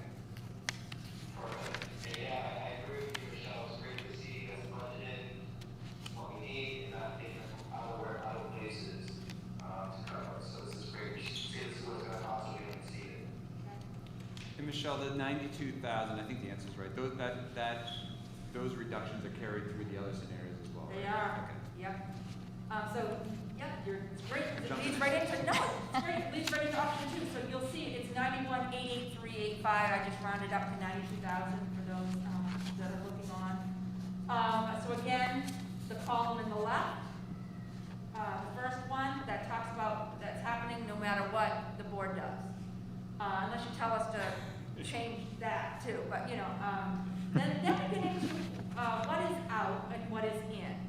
So I guess what the easiest thing to do is I wanted to make sure we had the out there because of having the numbers in the previous meetings. I wanted people that were not necessarily watching tonight or trying to pay attention to kind of see those numbers carrying forward. But we also wanted to let people know too what was in. So I'm just going to focus on the in because the one prior again was all the new stuff was out for positions. So scenario 2 is adding into scenario 1, the 5.0 additional IAs district-wide that were talked about a couple meetings ago and actually even last week. The 1.0 Maple Street IA that was a change in status that came in the end of September. A half-time night custodian for Harold Martin. This goes to the fact that we have more square footage. We did increase by a half custodian last year. That's not quite enough hours, and so now we're looking to increase another half. It also adds in the change to the elementary numeracy program. That was done this year from ESSER. And so what we're looking to do here is continue that, but not using ESSER funds. The next item is to, we have an administrative assistant to the Director of Student Services. Probably about 4 years ago or so, that went part-time to 20 hours. That individual retired. They were in the position as a full-time person, then they went retired, went part-time. Well, with years of doing a job, and you gain efficiencies. And so we're finding that that is not sustainable to be able to do what we need to have done. So we're looking at changing that to 37.5 hours, back to what it was originally before the individual retired. The next item is the guidance administrative assistant. This is very common, and we're actually an anomaly of not having a year-round person so that because the guidance counselors aren't working in the summer, but obviously there's needs of students that happen, whether it's someone new coming into the high school or you know, a senior or an underclassmate that needs some assistance. This would be making that person 261 days a year. The next item is adding in the in-school suspension, or what sometimes has been called the flex position, if you want to call it, that sometimes they might need to be the in-school suspension person. Sometimes they might need to be a sub for a classroom. That's what this would be doing here. Now, what is also in, this is where it gets a little dicey, but it's in the federal grants. In this scenario, it also is having the 5th grade teacher in, but through ESSER. It's having the additional 0.15 Maple Street School PE wellness teacher, again in ESSER. And the Harold Martin reading position, right now it's funded 0.4 through ESSER, 0.6 through the general fund. What we'd be looking at in this proposal would be do the same thing for in the next year. I'm happy to answer any questions. Go to take questions on option 2. Okay. Option 3. So option 3, we're going to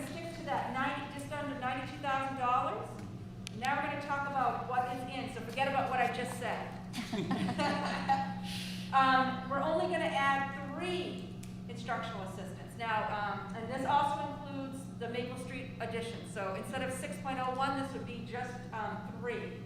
And what this kind of alludes to is what Andrea was bringing up last week, which is we're not even fully staffed at this moment. Is it realistic that we're going to be able to be fully staffed this year with what we have for FTEs? Never mind what we know of, or what we know of now for the student need. And why I say now is because we're in a snapshot in time, and kids' needs, whether they're not even here yet, or they're here, they could leave, or change status.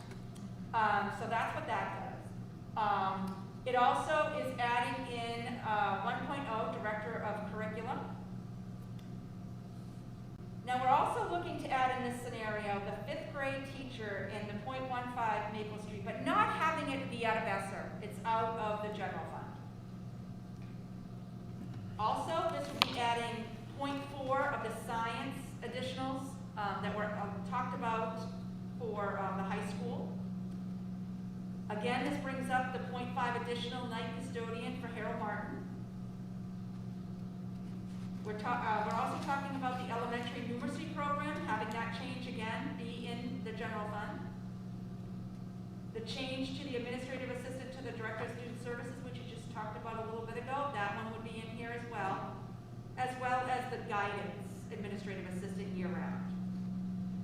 So the only item that is really in, but not in as a general fund item, is the Harold Martin reading position would be still funded through ESSER.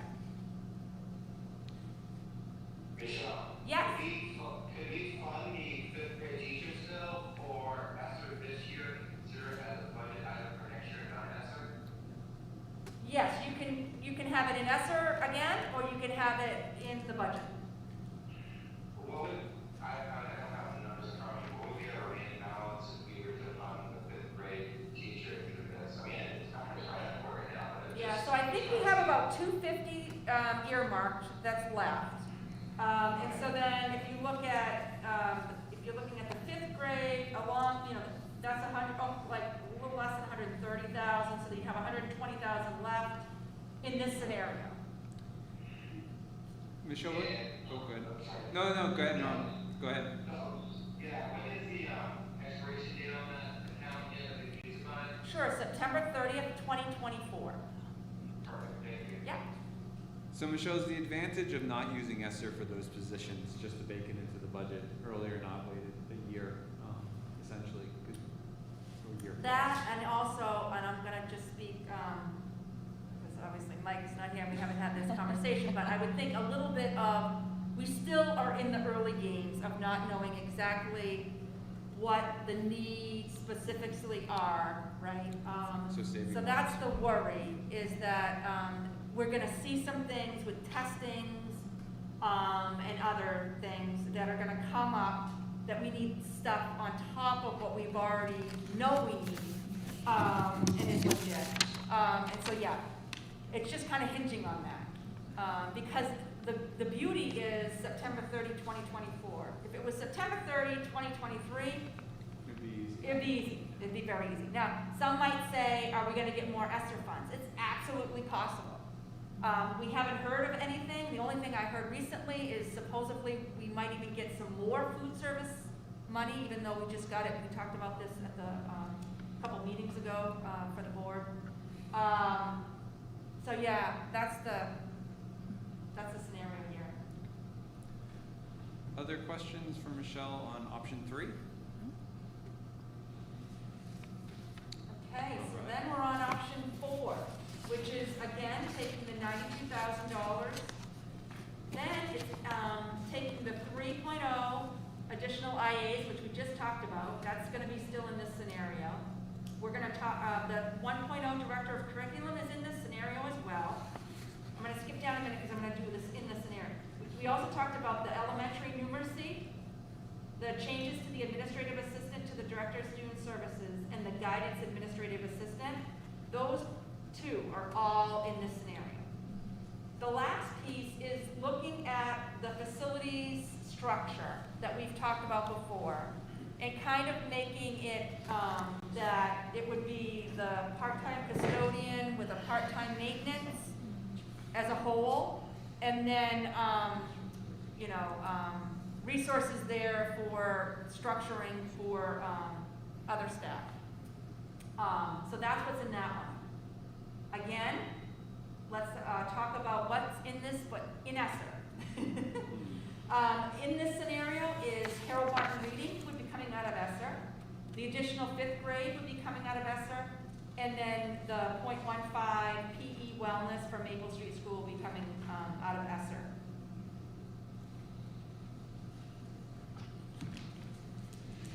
Can I ask a ESSER question? Sure.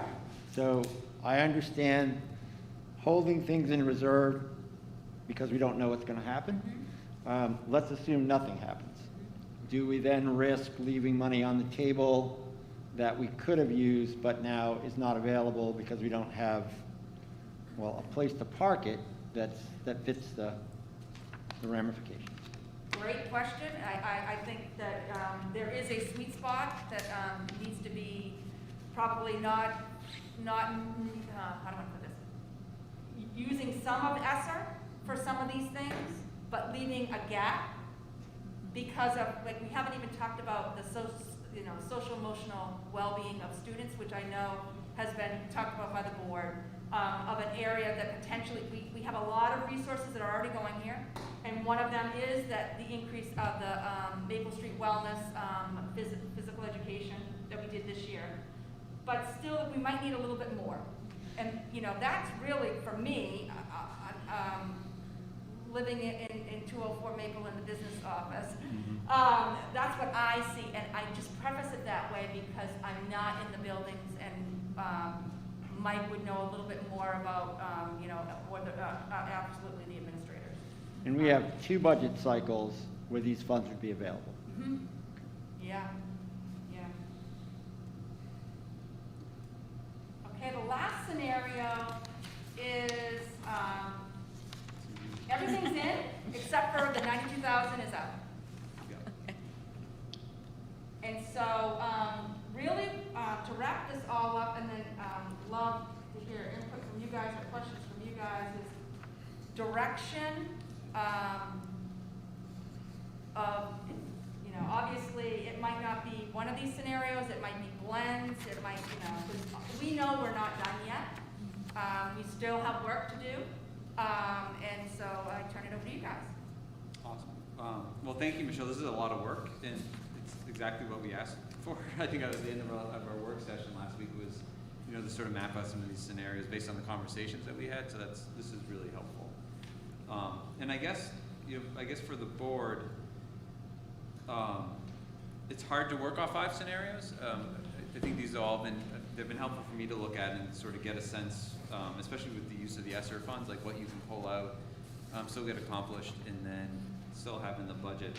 And I've been trying to think of like how can we best give Michelle the inputs that she's looking for, for our next meeting to have a bit more clarity on a number. And so the idea I came to, which may not be a good one, but it's to see if we can get consensus from the board on one of these scenarios to start our conversation on. So it doesn't mean we all agree with everything in there, but it's a scenario that we can at least start with for our discussion and sort of focus in on and start moving things around. I think that will work best because otherwise I think we'll be flipping through 5 pages in order to sort of see how the numbers line up. And so Can I counter offer? you can counter anything Okay. you want. So first of all, thank you, Michelle. I think looking through, the line by line, and coming up and identifying that 90, almost $2,000 is really good. I'm wondering, Jim, if it makes sense to get the temperature of the board on the various positions. Like, what are we tied to? And eliminate some of that, because then we can eliminate them from the options. And then that might also change the work that Michelle and Mike are going to do and the finance committee will do. Yeah, and I guess we're trying to get to the same point, because I was thinking of doing that, but just by picking one of these scenarios, Right. we can kind of march through it, Okay. and then just say, do we want to keep that in? Do we want to adjust that? And sort of see the temperature where the board is. And so I don't have a favorite to pick from. I mean, they all have the same information on them, right? They're just in different columns. Just in different columns. And so if we want to just start, again, just start with scenario 2, we can just march our way through it. And then we can at least, if we all agree that it should stay in the out column, just saying, then we can leave it and move on. And if we want to have a discussion on it, then we can put it off to after we go through them all. Does that work? So we're looking at starting at option 2, because to counter offer. I would actually, I spent some time with these over the past couple of days and today, and I think there are really 2 ways that we can look at this. We can look at what we would like to further reduce out of options, or we can look at what we would like to add into an option. And so when I was looking, I was flipping really between options 1 and 3, and I found it most helpful to really go with 1, which is actually the all-out option, and figure out what we would like to add in. I just think, I think in the past we've talked a lot about cutting and what we want to cut, and I think that is certainly a way for us to frame a conversation. I think another way would be to see, what things do we feel would add value? What do we want to add to our schools? If we were to start with everything out, what do we want to pull in? So that would be my counter offer, but it would still be, getting the feel for Right. what we want to pull in and what we want, or what we want to leave in the out column, opposed to always talking about cutting, which I think makes everyone feel like we're really cutting all the things, which can feel gross. Michelle, am I not seeing the .4 at the middle high school English in any of these columns? No, but you could probably, for It's the at- most at part, the it's middle probably school? a little less, you could probably Okay, use English science, additional even though it's probably a little 0.4 less. at the middle school. Yeah. I only As a saw guide. Norm, what were you going to say? Got it.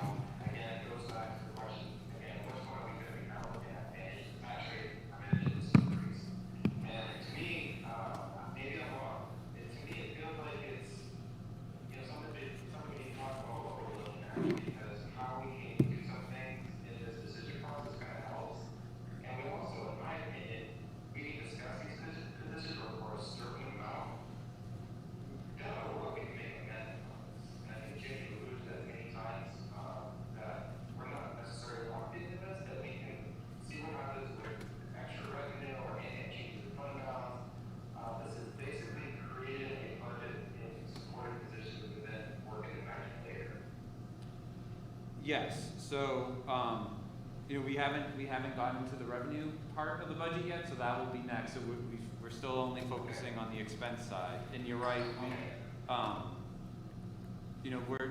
we are completing, or at least we're managing our process much earlier than in the past. And so I think our goal is by the next meeting to try to at least get to, on the expense side, to be in at least a good working order, and that could change between now and, when we go to the budget committee, and budget committee basis, some adjustments can be made, but, so I think you're right, and I think we want to start to kind of button some of these up so we can plan for it.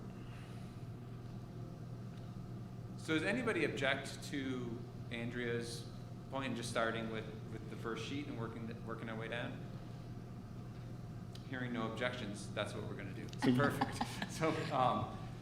So why don't we just start at the top, and this isn't really a straw poll, but I'll just ask, right now everything's out, and so as we go through, what we want to do is pick those things that some of us may want to put into the in column, and then we can kind of go through that and discuss them as we go. So let's start with the 0.5 additional HMS night custodian.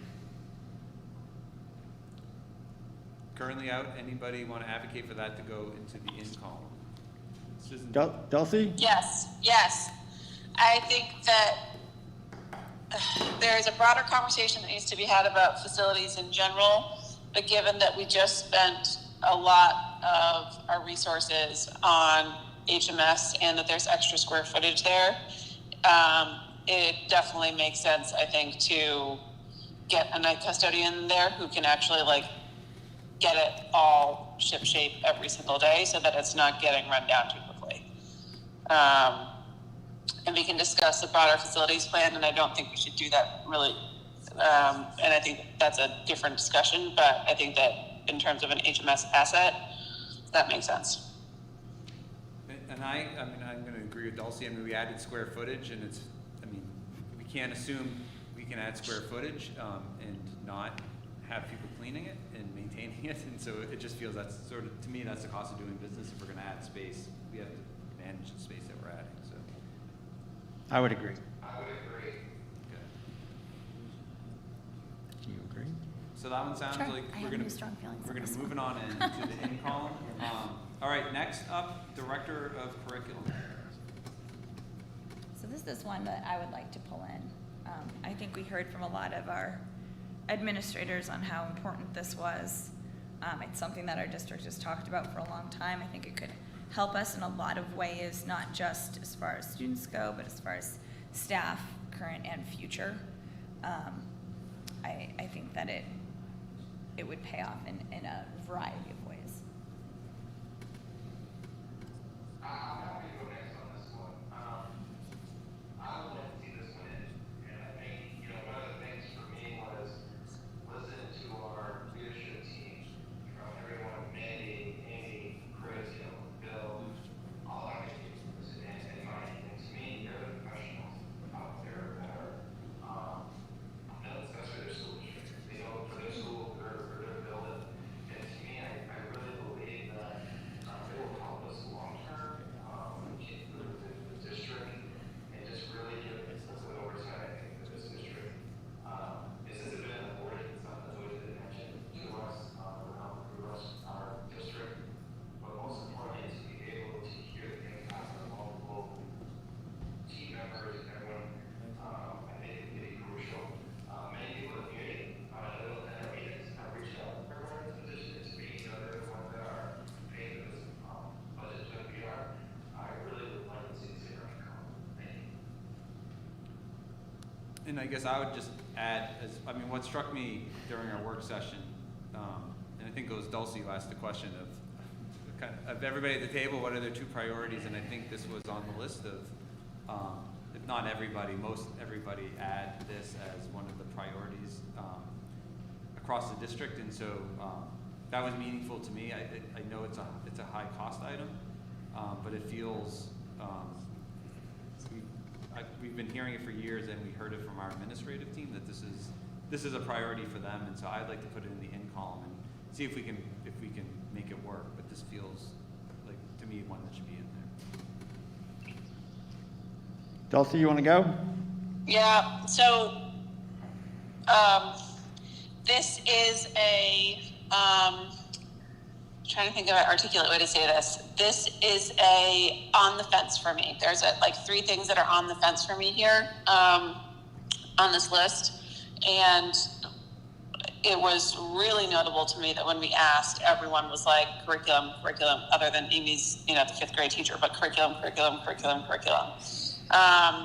And my only thought here is, if we're thinking about this curriculum committee and we think that there might be space to sort of understand what the sort of gaps and strengths and opportunities are for curriculum, if we're taking the year to do that, if we sort of do that, get our sea legs underneath us while we're sort of reassessing, reevaluating, I think that if, this is something that I would be 100% for next year, and it's really the question of how do we think about it in the guise of, we want to get away from fund balance. We want to be able to support our teachers and the students, obviously. We want to be able to sort of remediate anything that we're still seeing out of COVID.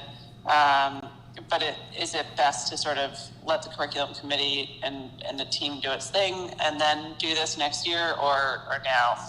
And I've honestly been going back and forth on it a lot. So it's not all the way in for me, but it's like under advisement. I don't know if that makes sense. Can I, that's great, Dulcie, and before you go, Rob, because I thought about that too, Dulcie, sort of the weighting piece. And I guess what got me over to at least where I am is, we are talking about a budget that doesn't begin until July 1st of next year. And so, like our curriculum committee, unless, I'm confident they'll do their work over the next year, but that weighting will be done because we're not gonna be able, this budget won't be in place until September, until July 1st. And so the curriculum committee will have spent a year doing the work to sort of be ready for this person to be hired and to move in. So when I think about the timing of sort of, we're doing this early because it's now only November, but this budget doesn't begin for a long time. And my hope is that the curriculum committee will have done that work and we'll be ready to hit the ground running. Otherwise, we'll wait for a year after July 1st in order to make that position, which feels like a long time to me. I'm sorry, Rob. You didn't get No, not at all. I think I'm somewhere between Dulcie being on the fence to being, for this year, out. As I said a week ago, in my experience, I don't think this is something that is a crucial need that we need to do this year. I think that curriculum and assessment committee and other folks might come up with other options that are as effective, perhaps for a small school district. And I would like to see how those, we've talked about mentoring. One of the things I thought about as the leadership team was talking, and this person's doing observations, and I think that the observation burden on principals is really high. And is that part of this problem, which needs a person to come in and help with that? And is there another way to alleviate that? So I think there's a lot to study, and even if the curriculum committee does its work may not say, now's the time to hire a curriculum coordinator. Maybe there are other ways to do this. So given everything else that's on the table, I know we're not at facilities, but I would prefer to focus there than on this piece of the puzzle. And another way to think about this is, we may find as we go through the year, looking at program of studies at all of the schools, you're talking about almost 2 teachers here. So, are we better off funding 2 more teacher positions as we assess our needs, or are we better off funding?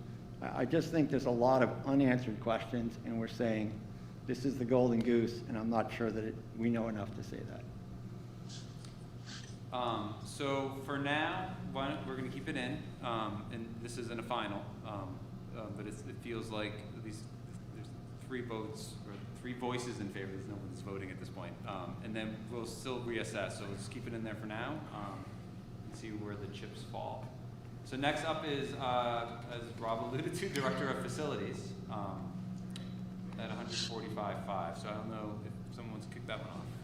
Or Rob, it's actually, I'm going to... Going with Rob. Yeah, Rob, why don't you keep going, because you sort of alluded to it. Sure. So again, I think this one, I'm not sure I'm in, I know I'm not in at 145.5. I think I'm in at a different number that allows Mike and Michelle the flexibility to think about how to restructure the way we're doing facilities that achieves that goal of having somebody who's a facilities director and, let's just say, a restructuring approach.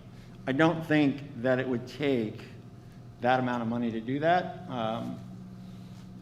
There's another number there, and I'm not exactly sure what it is, but it's a fraction of that. Not a small fraction, but maybe $50,000 or $60,000 might get us to that goal.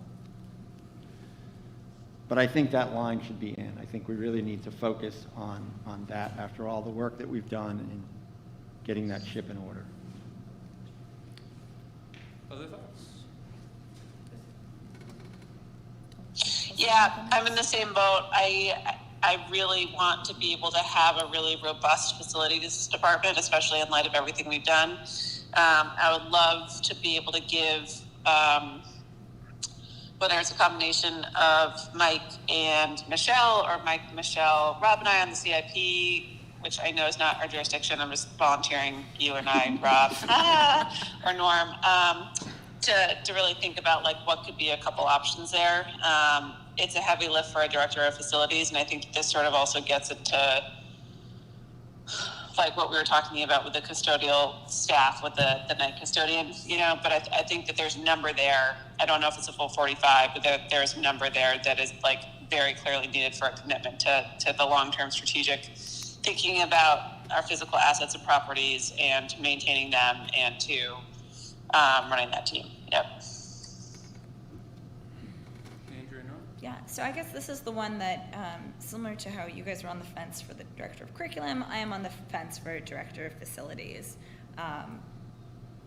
You know, I don't know, when I look at the pandemic and staffing being our largest budget driver, balanced with the fact that we just had very large bond and did a lot of things, redid a lot of deferred maintenance, I wonder if, and it would be even better if it could happen at a lower number, if this is something where we could wait 1 year. You know, I am all for seeing either this position or a restructuring happen soon. I just don't know for me if it's this year. Norm, do you have any thoughts?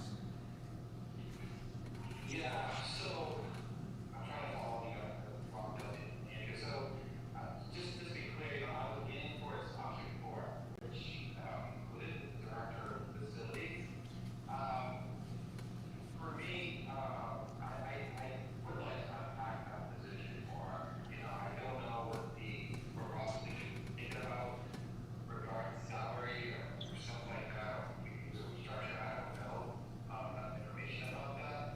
You know, just during the facilities project, I think one thing that's really important is maintaining our facilities, come up with a plan, help develop CIP, team to improve so we're not having these issues of deferred maintenance, we're not having a thorough plan moving forward. So if you were to ask me, Norm, can you pick between the curriculum director and facility director? You know, I would be more on the fence with facility director, but I would like to see it if it's possible to have this position. So, I mean, I think this is a position that we need, or we will need. I'm sure we need it now, and I think in the future, this is something we're going to need, whether or not it's through a restructuring or I mean, we need a management position here, and so I'm not bought in. I guess I'm not bought in looking at everything else, how to fit, you know, my last desire to have a director of curriculum and then this into the same budget number. And so I in my mind, I like the idea of putting some money towards it, although we can't really pinpoint how much or like what the restructuring will be, because I don't know if that's our job today, is to figure that out. And I think at the work session, I floated an idea around curriculum, like can we half fund it, so do like a, you know, fund it for half a year, where, you know, the second part of the year we would bring someone on. We couldn't do that with curriculum. I think we could do that with a facilities position, where we could fund this, just assuming all things being equal, fund it for a half a year, and then give us and the administrative team time to figure out what a structure looks like. And if it ends up being a structure of, you know, this position full-time, we hire it in the second half of next fiscal year. And if it's something different, if there's a restructuring, at least there's money in the budget in order to cover that restructuring. And it feels like that's kind of a wishy-washy approach, but it kind of gives us both things. It gives us a position in the budget, some additional money without having to solidify the whole position today. So, I just want to understand, Yeah. so essentially half of this projected number, and then that either allows for restructuring or hire a person come January X. Yeah. Seems logical. Does anybody, I mean, I guess, what I didn't hear is anybody say they want this out. Everybody said they're either on the fence or, you know, looking for a solution. So it feels like the consensus of the board is to kind of keep working to try to bring this in. I guess is anybody disagreeing with an approach to put like $72,000 as an amount under this, and then keep it in, and then kind of continue working with Mike and the team about what that looks like? Any disagreement? Okay. Yeah. Perfect. All right, next one is the change to the elementary numeracy position. Are we ever funding this? this is the one that's in ESSER right now, right? Yes. I support this coming into our budget.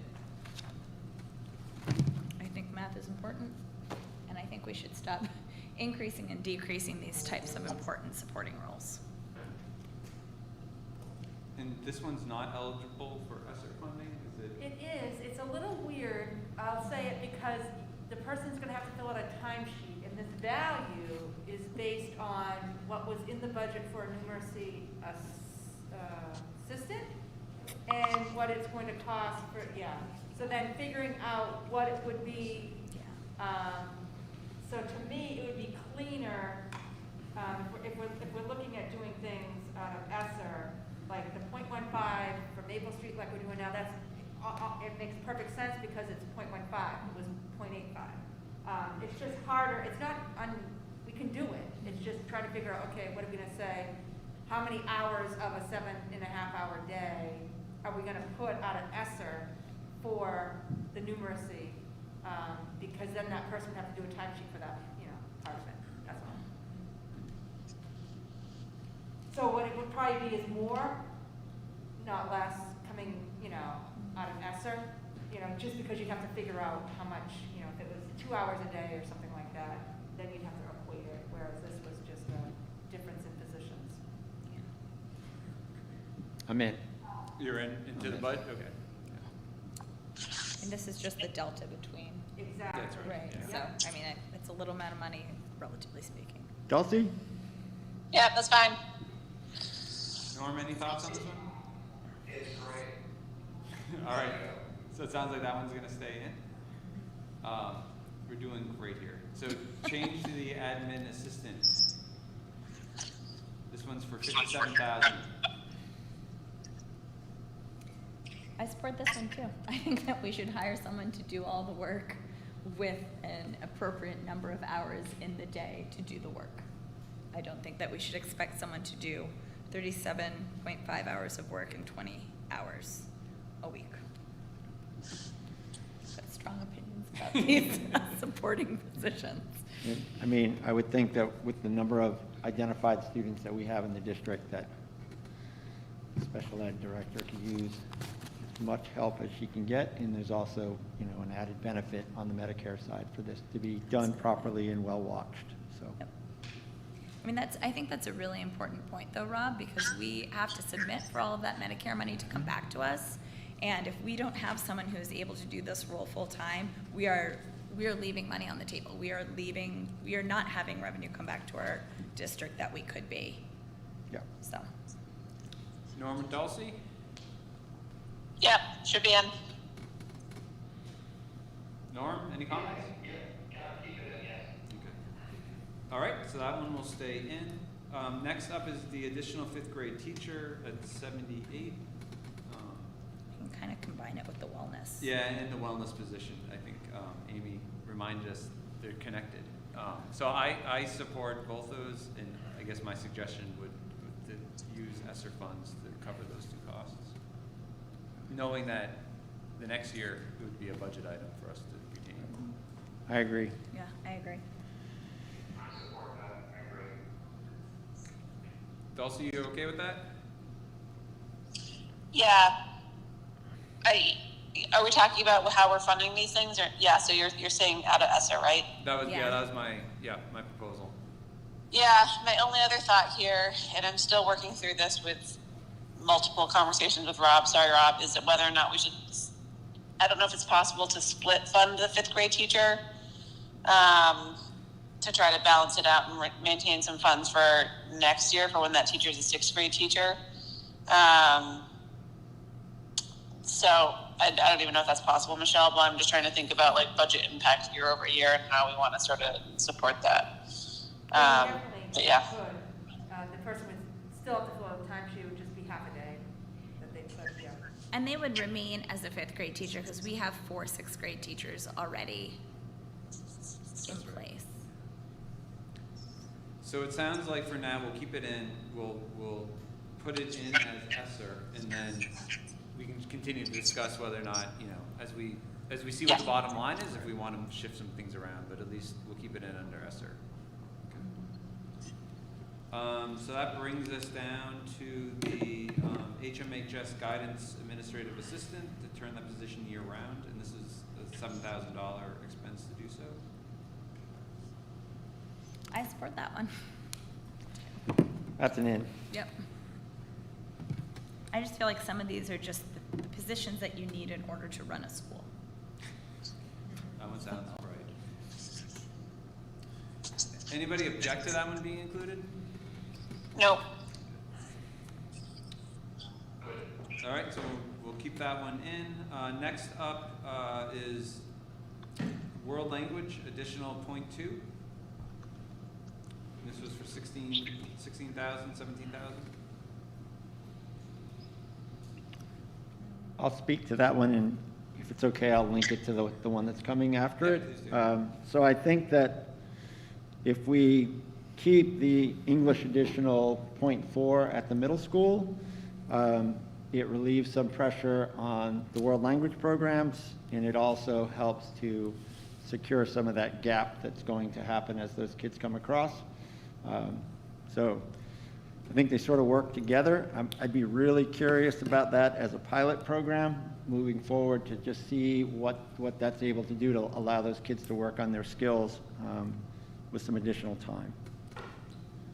Just so I'm following, Rob, so you would. So English in and world language out. Oh, okay. And the pilot program would be for the English. Yeah, and fund that out of ESSER. I agree with that. Oh, that's interesting, okay. Michelle, is that possible? Yeah. It is, okay. Because I think that Yeah, would, there's directly linkage probably that they need, yeah. it's a the- gap. Yeah.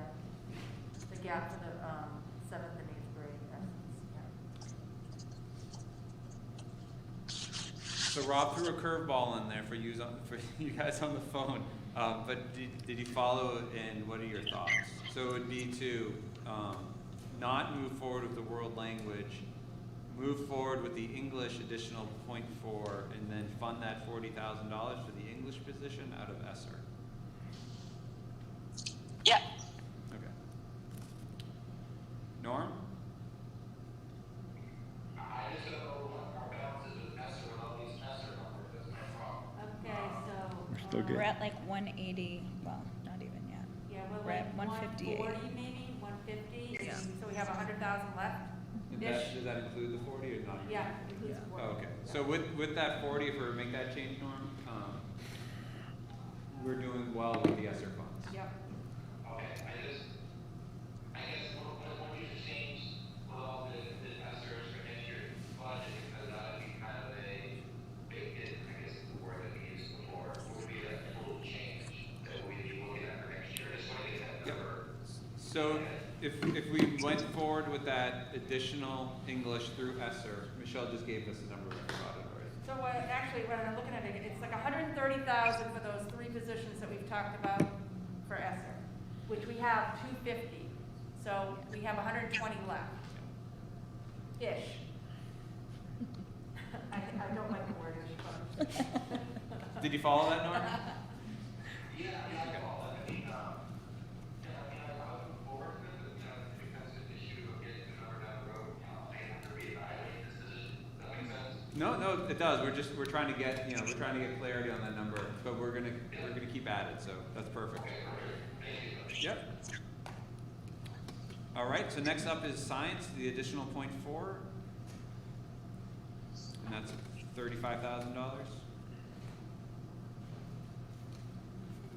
Any thoughts? I would say not now. I think that the program of studies review should come first and think about all of that before we add more courses at this time. Yeah, I'm there. I mean, I totally understand the need, and actually one of my children experienced, I think, just what Chris laid out at the last meeting around the ecology and the GIS, and the program's awesome, and I agree on the program of studies. It would be good to nail that down, and as we move forward. So I would keep it out for now.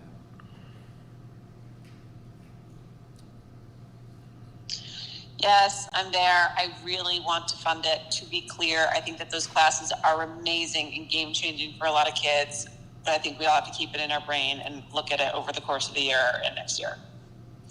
So I concur. Norm, any comments? I think right now, I think you almost said yes to everything, so, so I would have to not move forward with this right now. Okay. So next is the in-school suspension monitor at the middle high school at $38,000 or so. I'm not there for this one, yeah.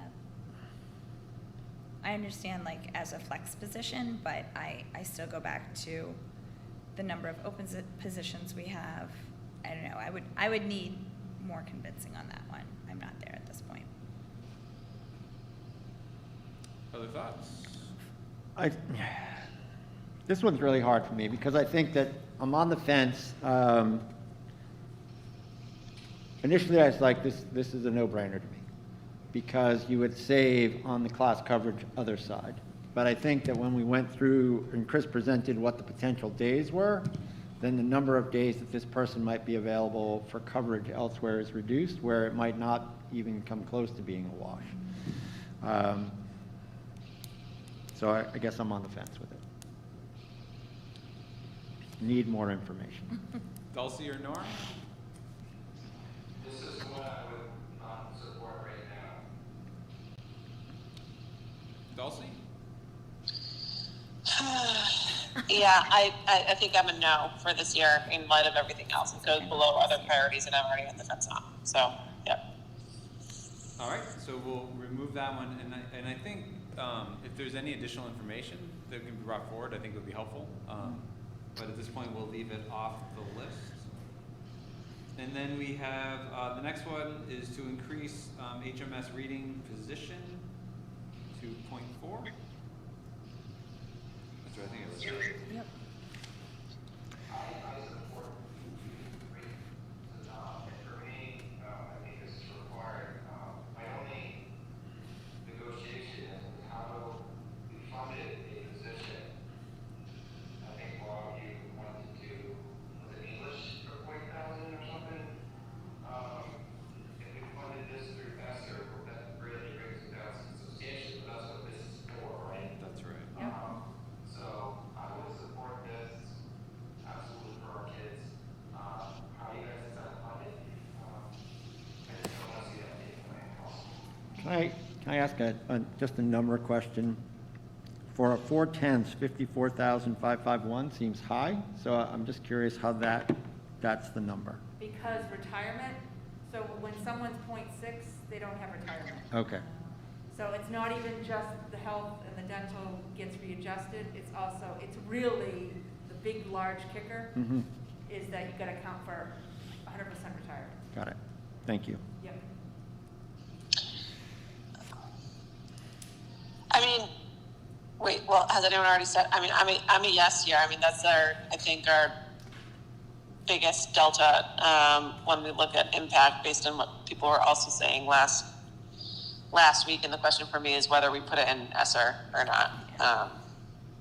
But I think that given what happened last year with COVID and we should be funding that position. Yeah, I agree. I agree, I should say, and it'd be great if we could fund it through ESSER. I think just to take pressure off the budget. But we can put it in ESSER and then figure out, we'll look at the balance of that account and then see how comfortable we are with that as we move forward. The one thing I did make a note is for the next meeting, doing this new scenario, right? But also having a document that talks about the ESSER, right? And and then that way everybody can kind of see. That would be really helpful, yeah. And so then we have the social studies additional .2 at the high school, and that's for 20,000. I hate to take the lead on this one, but Bet I will. Sorry, guys. For the same reason as science, I think until that program of studies is reviewed and sort of full-time folks in what can be offered, I think it needs to wait. I agree. Norm or Dulcie, any comments on that? I think the proposal is to remove that one. I'm fine with that, Jim. Okay.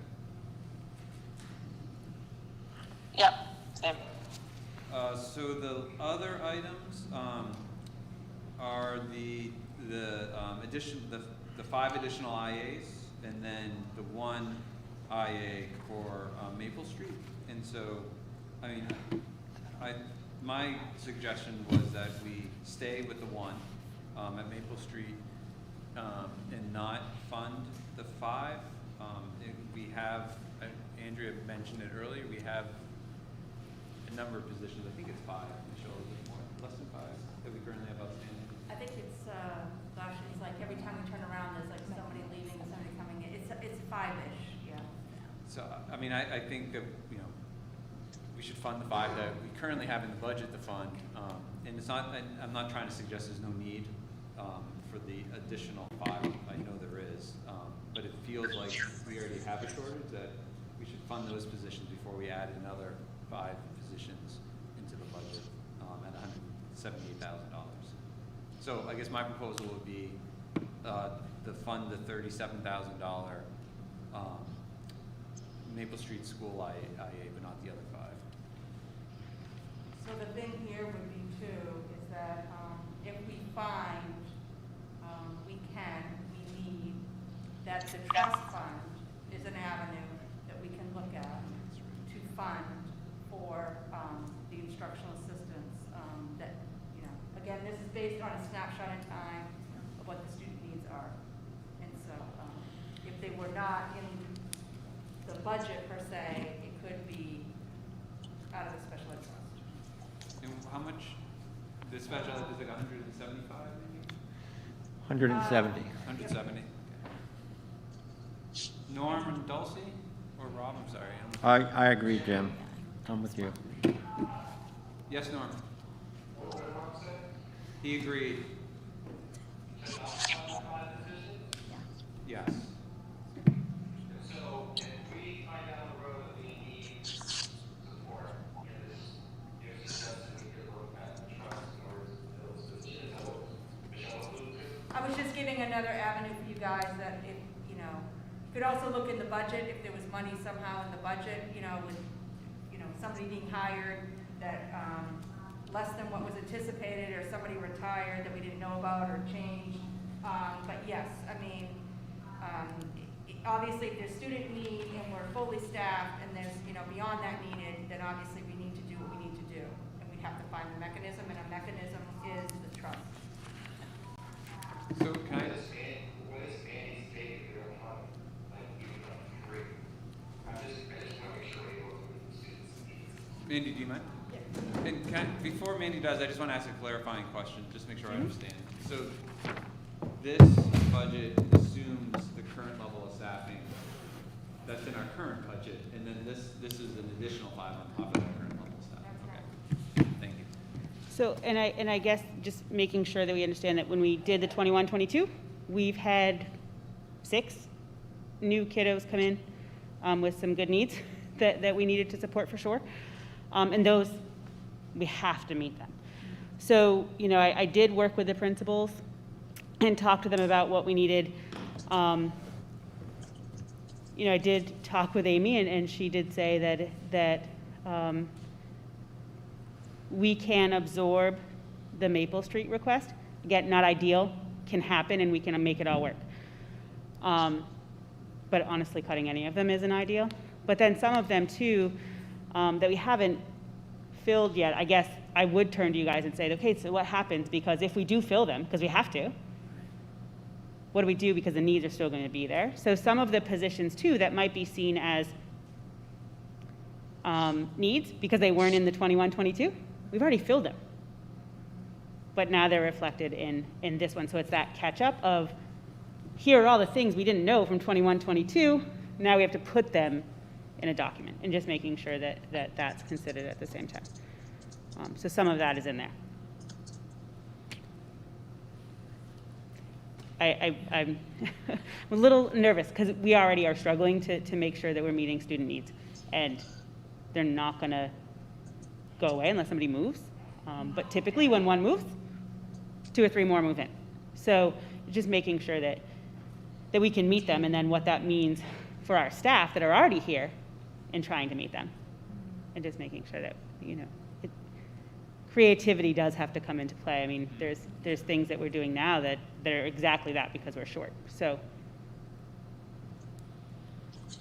It feels like to me, and maybe I can test this with you, because it seems like we have 5, or really 6 identified in the budget, and then like 5 outstanding. So really we have 11 positions that we're being very creative for. right, but you have to, like, in understanding, some of the openings that we have now, it's because we shifted people because of a higher need that needed to be met, but you're now seeing that reflection in the 22-23 budgets. So it's not really an additional, it's just we've had to shift people to cover a need which does that, I don't know if I'm making sense. So yes, we have the people or positions opened, it's just because we had to shift, and now we're able to put those kiddos' needs in this budget because we didn't know about them when we did the 21-22, if that makes sense. I don't know if it's making any sense, but I'm Yeah, trying. no, it does. That's why I wrote notes, because I ramble pretty well. I don't know if this is the appropriate time or place, but here, so the special ed trust does have 170,000, and one of the things that we discussed in finance is putting on the warrant an additional 100,000. So if that were to pass, we would have 270,000 available for circumstances. And can we only pull a certain amount though from No, you this just have to have trust? a public hearing, Great. so, yeah. And I think that's one of those things where, again, this switch from fund balance to other is, we've got to be clear that these trusts become even more important.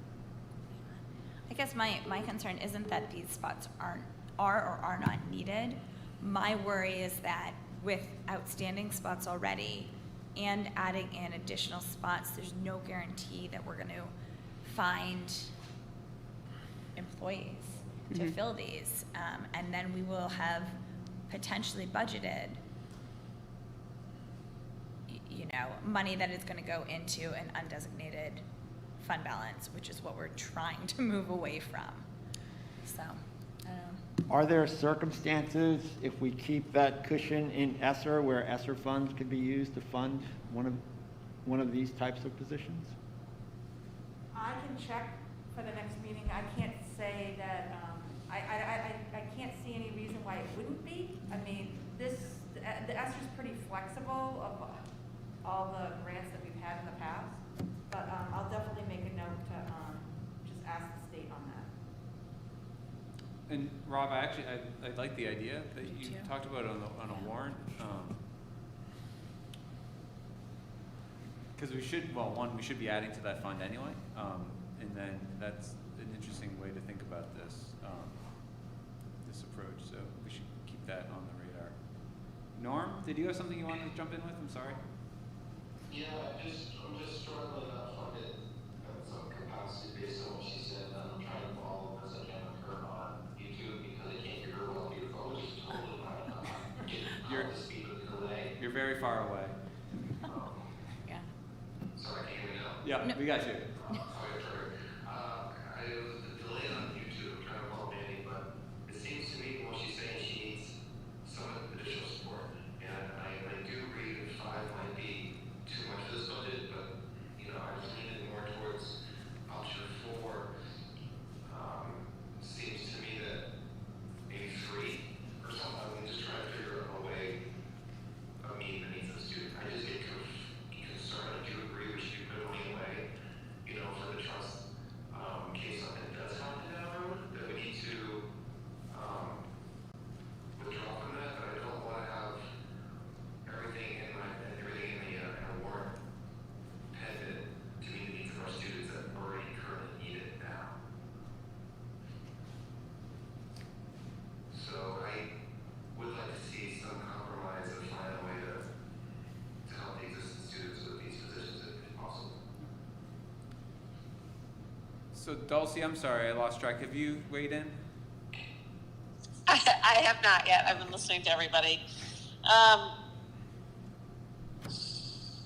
think I lost track of the consensus of where everyone is too. I mean, I think it's basically like could someone summarize the Mandy thing? What you said really quickly, just so I don't lose your actual insight? Yeah, so I'll try to paraphrase Mandy, that she's nervous about taking this out, and that there are positions open, and that's because of need, and they've been shuffling positions around, but there's still a need for what is known, and that's what this reflects. Okay. Did I get that right? Good enough.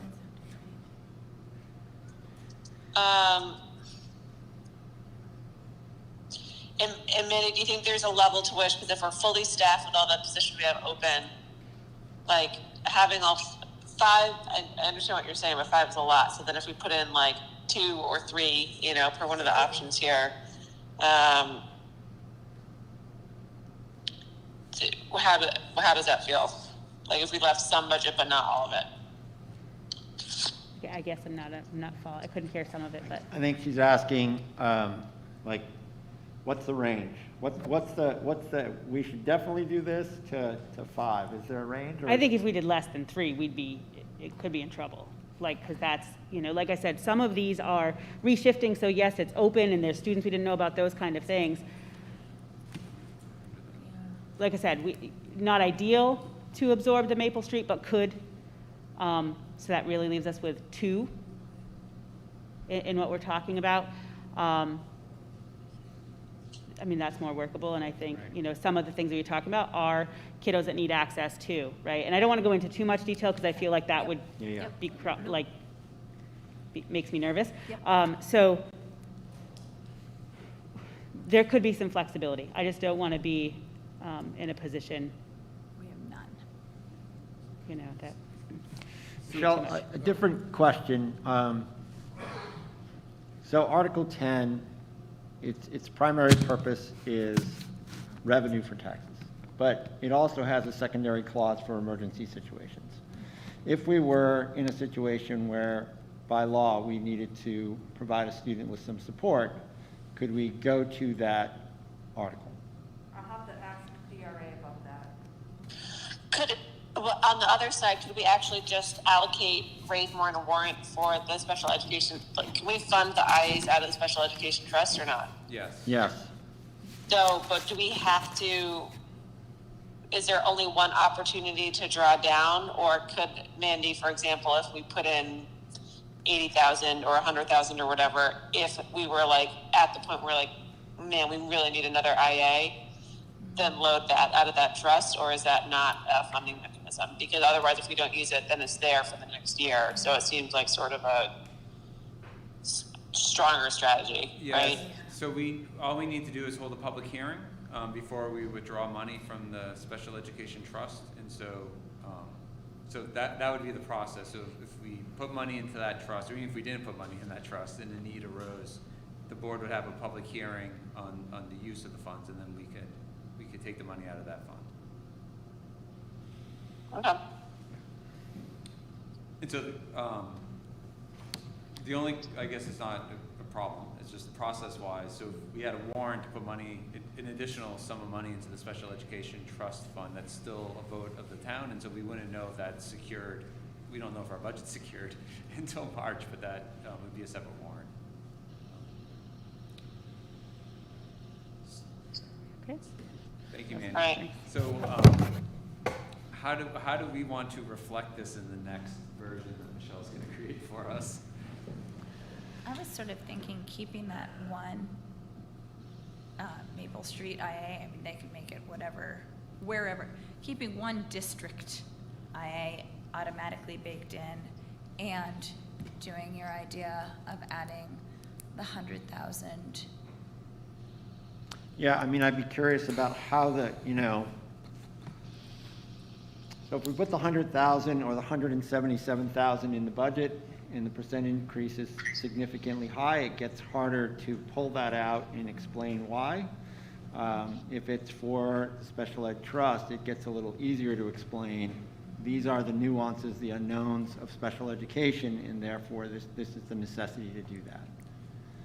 I agree with the explanation, and I think, we've also funded trusts through fund balance, our old friend fund balance. We've done that with the maintenance trust account, and I think we've done it with the special ed as well. And so So anyway, that's another way that we could fund it, is through any fund balance. And then I think Dulcie brought up a great point, which I didn't even think of, which is, special ed fund is continuously appropriated, so the fund, that will live with us. So if we can't hire, the money's in that account, and we could use it the next year for when another emergency arises, which feels like maybe a backwards way into getting to a solution, but that feels like it might be a good one. Instead of a growing operating surplus on the other side that we need to deal with at the end of the year. So Andrea's proposal, and just again testing it with the board, would be to keep the Maple, I would just say the Maple Street School, because it's here in front of me and it has a dollar amount. So it'd be around $37,000. That would remain in the budget, and then we would take the rest out, and then we would, as we go continue through our budget process, that would be in mind for to either have a warrant or the use of fund balance, which I guess is the same thing. Is that, I've seen nodding heads here in front of me. I can't see Dulcie or Nolan. So. I'm nodding. Okay. Yeah, that's fine, Jim. I appreciate the discussion about it. Okay, so we'll do that. And these aren't final decisions, but this will give Michelle enough information to bring us back option 6. I think that's all for the positions. I think we got them all. Please. So on that 10,000 that was cut, Michelle, the fields cut already? Yep. Has been cut or It's being cut because it's being bought this year, so that's why it's being cut. Yeah. Okay, that's what I want to make sure. Okay, thank you. This has been great. Anything else on the budget for tonight, Michelle? Anything from you? No? Giving us the direction we need, thank you. And I have my marching orders too on a couple questions about uses, and I'll get that as well. Perfect. Any other thoughts before we move on to our next item? No. Thank you for doing these, these options. They were helpful. A lot of work. So Michelle, on November 9th, so we're going to see this again, and then we're going to discuss revenue. Is that also on the agenda for the night? So, Rob, I would think that we could have a discussion, Finance Committee before. We heard yesterday, I was trying to think of it, which I haven't told Rob yet, that adequacy preliminaries are supposed to be out this week, which they're due to us by November 15th, which the good thing is, obviously, this is a lot earlier. So, yes, my thought would be that we have at least a first round look at it. That's great. That is great. All right, I'm here. Dulcie, do you have something? I'm sorry. Nope, I was just nodding my head going, wow, amazing. Perfect. All right. Well, thank you all. This is great. And we'll move on under current business to policy that Andrea's going to lead. Yeah. So the policy committee has already begun its work this year. And just to back up a little bit, so the role of the policy committee is to review the policies that we have. We look at if there have been any legislative updates to our policies, policies that we are required to have by law, or other recommended policies just to help keep our district up and running. So this year, one of our goals of the policy committee was to do a full audit of our policies, to really look through, see what we have, see if anything needs to be changed. There were several legislative changes this year. I sat through a nearly 3-hour presentation on everything that needs to be changed in policy. So there's a lot of work that we'll be doing. Oftentimes these are little changes that we're making that reflect a change in law or statute, and then, adding, sometimes you'll have a change in statute that requires you to update a policy, but your policy also then needs a supporting policy to be created for that initial policy. And so sometimes you'll see a few smaller ones being added. So for the next year, really, our goal is to really get on a schedule of bringing you guys first reads, second reads, and then hopefully approvals of these or reaffirmations of these policies. So all of the policies for first read are in your packet. I will go through the policies that we've updated, as well as the reasons they've been updated. All of our policies are available in the school board section of the website, so folks can go and look them up there. Not all of these policies may exist, because as I said, some are supporting policies. So the first, and they all have a funny naming system in place. The basic rundown is policies that start with an A are foundations and basic commitments. Section B are school board governance and operations. C are general school administration. D is fiscal management. E is support services. F are facilities development. G is personnel. We don't have an H. I is instruction. J is students. And K is the school community home relations. And we currently have about 90 policies district-wide. So the first one that we updated was policy IK, which is earning of credit. This is a legally required policy. This policy was revised to reflect a 2021 enactment of RSA 193E:E-F, which is approval of courses and programs. We added some legal references and also added paragraph formatting to improve usability. The second one that we updated is policy IMBC, which is for alternative credit options. This one is also legally required. It was we added references to awarding credit for courses at another approved school per a 2021 passage of RSA 193-E:3-F.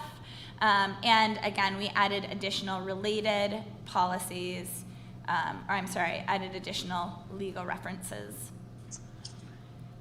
Basically, that one expanded options for where you could receive your alternative credit. Dulcie, did you want to jump in? Did I miss you? Nope. You're doing great. Okay, great. The next one is policy JEC, which is manifestation of student hardship. This one we already had in place. We actually updated this one in 2020, but we did add some clarifying language for terms such as what manifestation of student hardship is. Next up, we have policy I'll do it this way, JLCJ, which is concussions and head injuries. Again, this is a policy that we already had in place, but it did need to be reviewed and updated. There was a recent DOE requirement to include a return to learn policy and plan for school districts. So that was actually passed in 2020.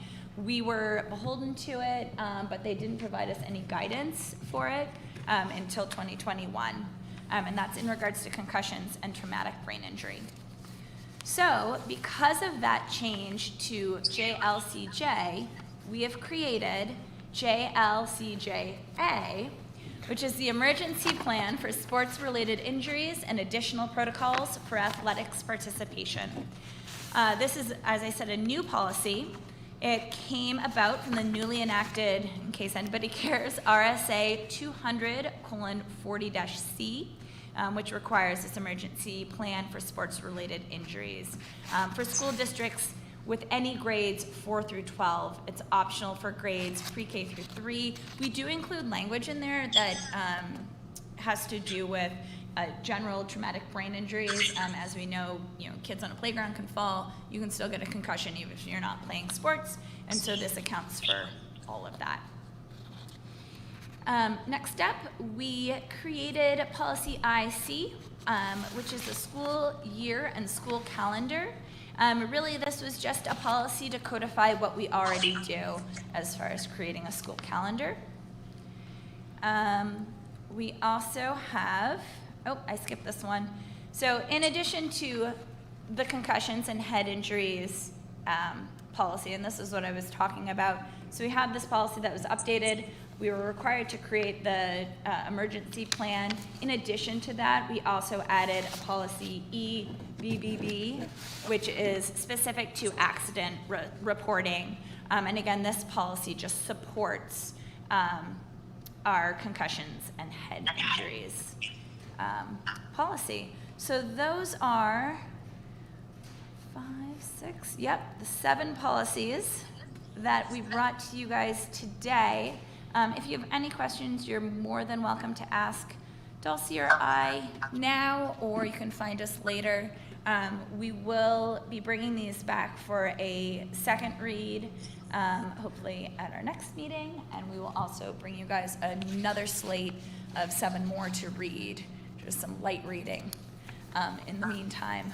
But that's what is happening with policy. I think it's fascinating, so that's me. Sounds like nightstand reading. Yeah, great job. That is amazing. Any questions on any of these policies for Andrea or Dulcie? No. Can I just make a request? It's probably more for Mike, who's not here to say yes. I just wonder, just on the budget, 'cause that's a lot, like 7, it's great. It's just a lot. I'm just wondering if we could either put on the public agenda just which policies are in first and second reading. Nothing else, just to list them. So people, if they're interested or that gets their attention, they could go and they can find the information and what the policy read is in the notes. But putting that on the agenda, it just might help people follow through. Are the drafts on the website? The drafts are not on the website. They do not go onto the website until they're complete. But I do believe they would be included in our board information. Yeah, and they'd be available to anybody who requests them. Yeah. And so if it's on the agenda, even on first read, they have 2 other opportunities in order to comment or make edits. So I think if we listed them, people will be able to probably follow along easier. And these are, the policy lettering system is standard in New Hampshire.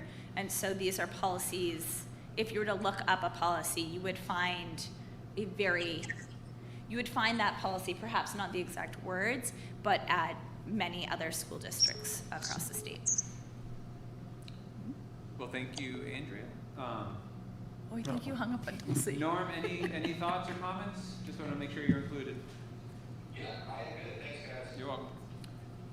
All right, so next we will move under the consent agenda and ask Michelle to speak to the personnel report. Sure, so we have 2 new hires. Sarah Parker, she's going to be an inclusional assistant at Maple Street. She replaces Sarah Goslin that was resigned at the last board meeting. Then Mrs. Karki, I don't know how to, unfortunately, I'm sorry, I'm not sure how to pronounce her name, but she's an inclusional assistant here at Hopkinton Middle High School. And she replaces Sarah Jane, who resigned at the last board meeting as well. Then Mary Jones, I believe at the last board meeting, was hired as a Harold Martin IA preschool. Now Joyce Killens resigned at the last board meeting, and so she's going to take over that position. And so we'll be looking in the future for her replacement. And then Bobby Parker is going to be going from an inclusion assistant role at Maple Street to a special education teacher role at Maple Street. So that frees up that position as well. It's like a domino effect. So that is on that. We have no resignations. And then on Schedule B, I believe the last board meeting, Kathleen Allen was nominated for the choreographer, and she's unable to do it, and so we're looking to actually change that now to Victoria Bonolo. So those are the personnel. Great. Any questions on the personnel? We lost Dulcie. I lost Dulcie. Get her back. Try. Norm, you all set? Yes, I am. Thank you, Jim. You're welcome. All right, so moving on, do you want to do the financials and the superintendent's report? We can do the let's do the financials first. Okay. Okay, so we have a couple of donations that do not need board approval, but I'd just like to mention them. The Bland family, they donated to the Student in Need Fund for Maple Street School. thank you for them. And then the PTA donated money for the 4th grade field trip, Miss Lynn's class. So those are the two for that. They're underneath the $500 threshold. That's awesome. Thank you. Thanks to them. Yes, thank you both. And then we have the financial statement for September that is in the packet, which obviously is very early, being that we're only actually 1 full month of school when this is done. But the undesignated fund balance is looking like $187,000 at this point. There's a lot of things in the additional expenses that are related to hirings that actually, while they might be approved by the board, they're not approved in the essence of fingerprinting. So there's, you know, a lot of that going on in there, as well as other things that haven't been encumbered yet, but that are anticipated for being spent. Now, one thing, we were just talking about food service, so I'll just point it out again on here. See, it's showing a $232,000 deficit. Now, that will get better through the year, but just to, you know, because we just talked about it for people, we do show this on a monthly basis. It's always, unfortunately, in the negative, and so that will move in the better direction in the near future. Michelle, can I ask you a question on, Sure. on that one? So next year with our plan to put the food service in, what would that number look like instead if we had already, budgeted for that amount of money? So what would happen is, additional income not received would be the 150 on top of the 225,000. Okay. Yep. So it would offset that Yep, it amount. would. Got it. Okay, and then you also have a lovely big document, because it's a quarter. So the first quarter, documentations are in there too. I'd be happy to answer any questions before I move on to the tuition. Any questions on the financials?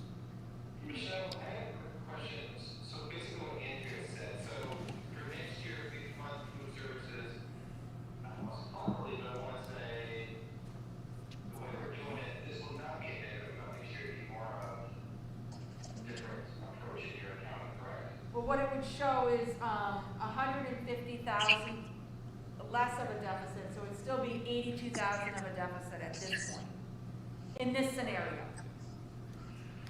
Okay, and then the refund you got from, we have to see on here, 32,000, that just goes into unreserved fund balance? That's right. Refund? Yep, Okay. And, okay, that's a refund. yep, Okay, so that's all it is. All right, thank you. You're welcome. Okay, so the last thing on the financial section is, it's that time of year again, where we actually look to set a tuition rate. So in the packet is the tuition rate calculated. Again, for those that might not know about this, or because we only do this once a year, what we do is we take the operating budget that was approved, we take away transportation, we take away the other funds because that is an offsetting revenue, and we also take out adequacy because we do get adequacy money for the kids that would be tuitioned from another town. So what we're looking for approval is the kindergarten / elementary, because kindergarten's full day, is $17,001.04. That is going down from last year by $477. And the secondary would be $15,894.88, which is going up by $368.32.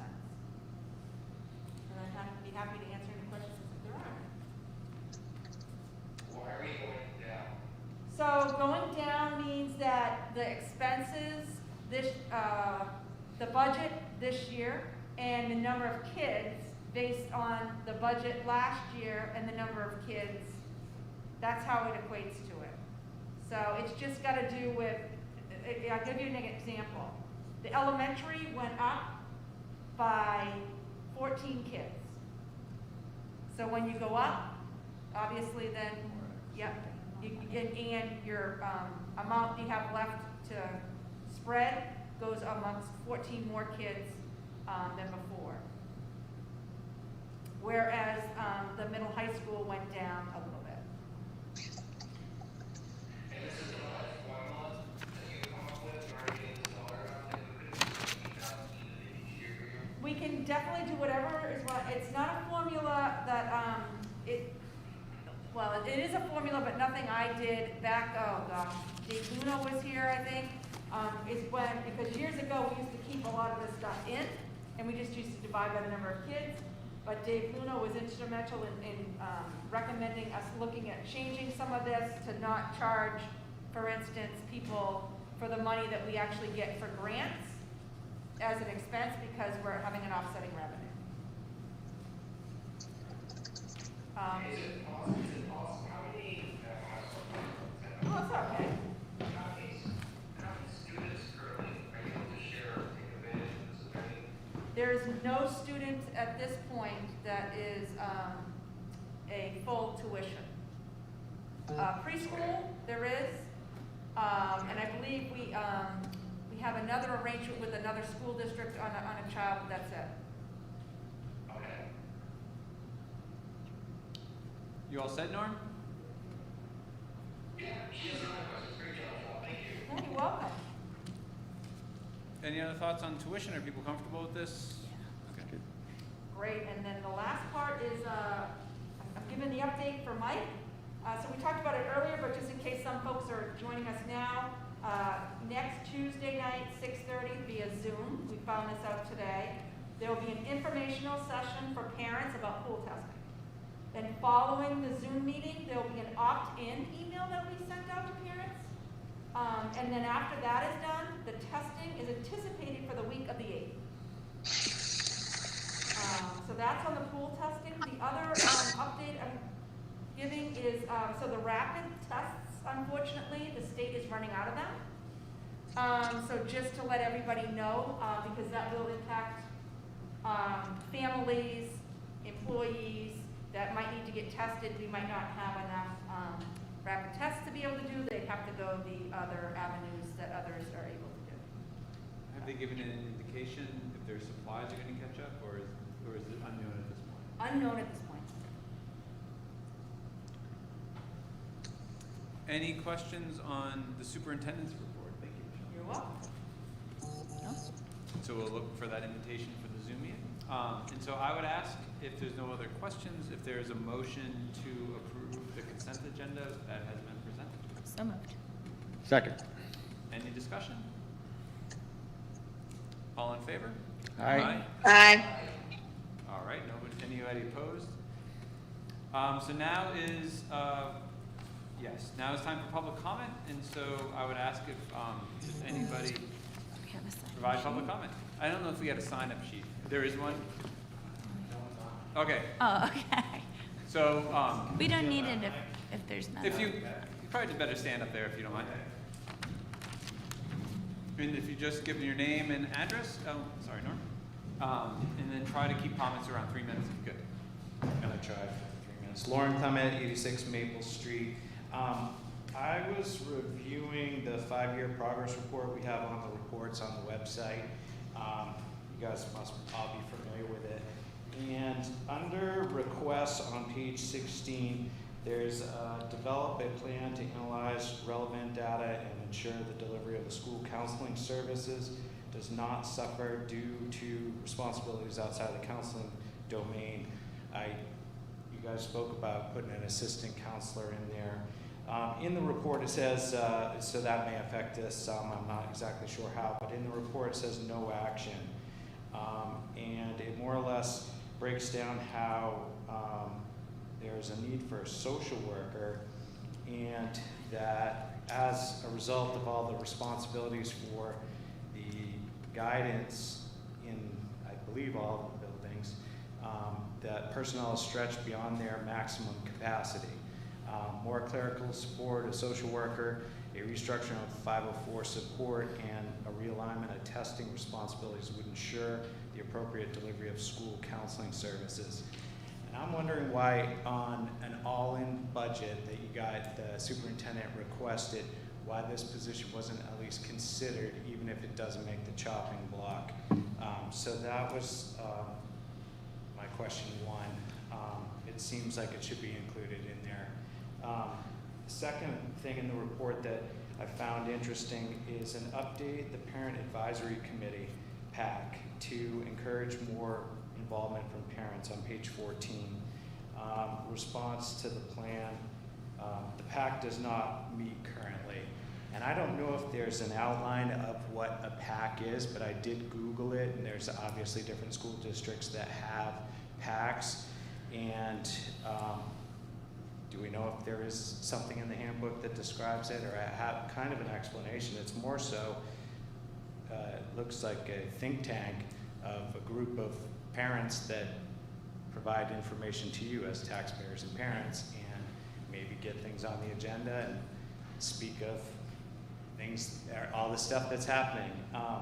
So I don't know how that gets formed or why it hasn't been formed, but I would be interested in joining that PAC or being a member of the PAC, and maybe we can find some not so like-minded people, because that would give diversity of the PAC to represent different people in the community.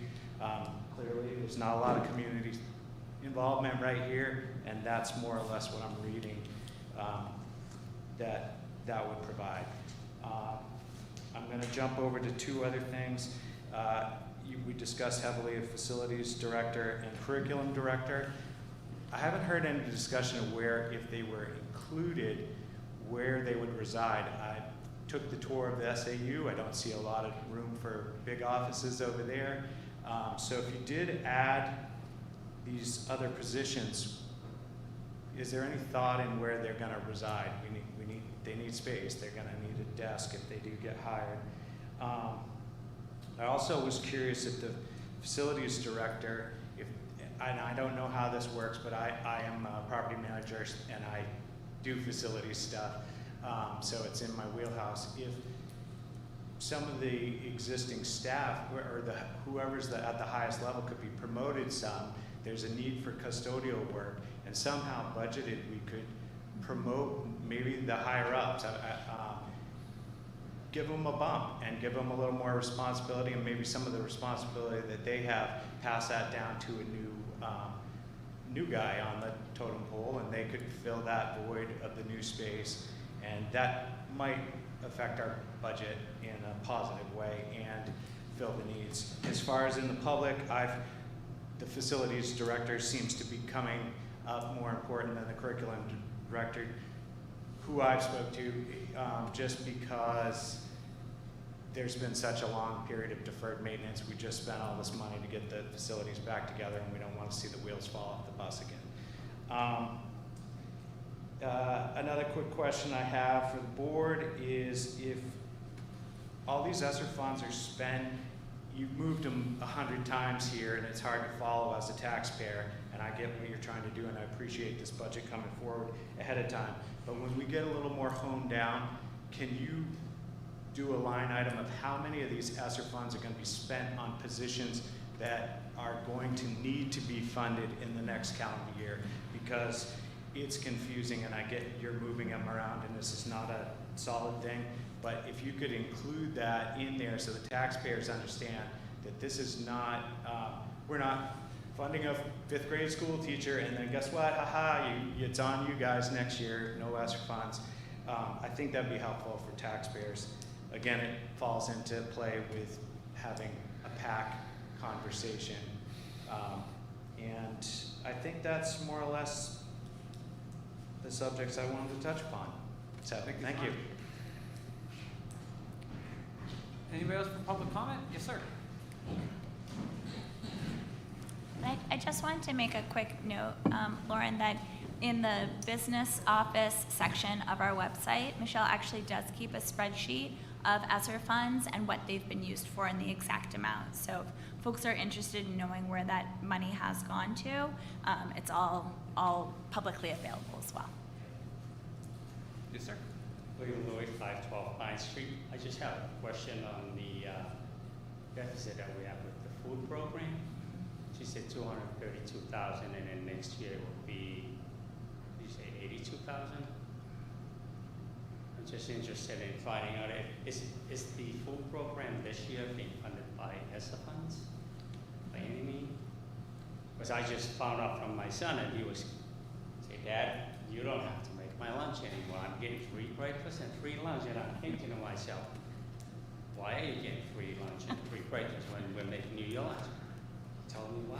He said, we can have free lunch. I just want to know, I know there's kids that need lunch. Like, my kid definitely doesn't need lunch. He just wants to eat the sugary cereal. They have it.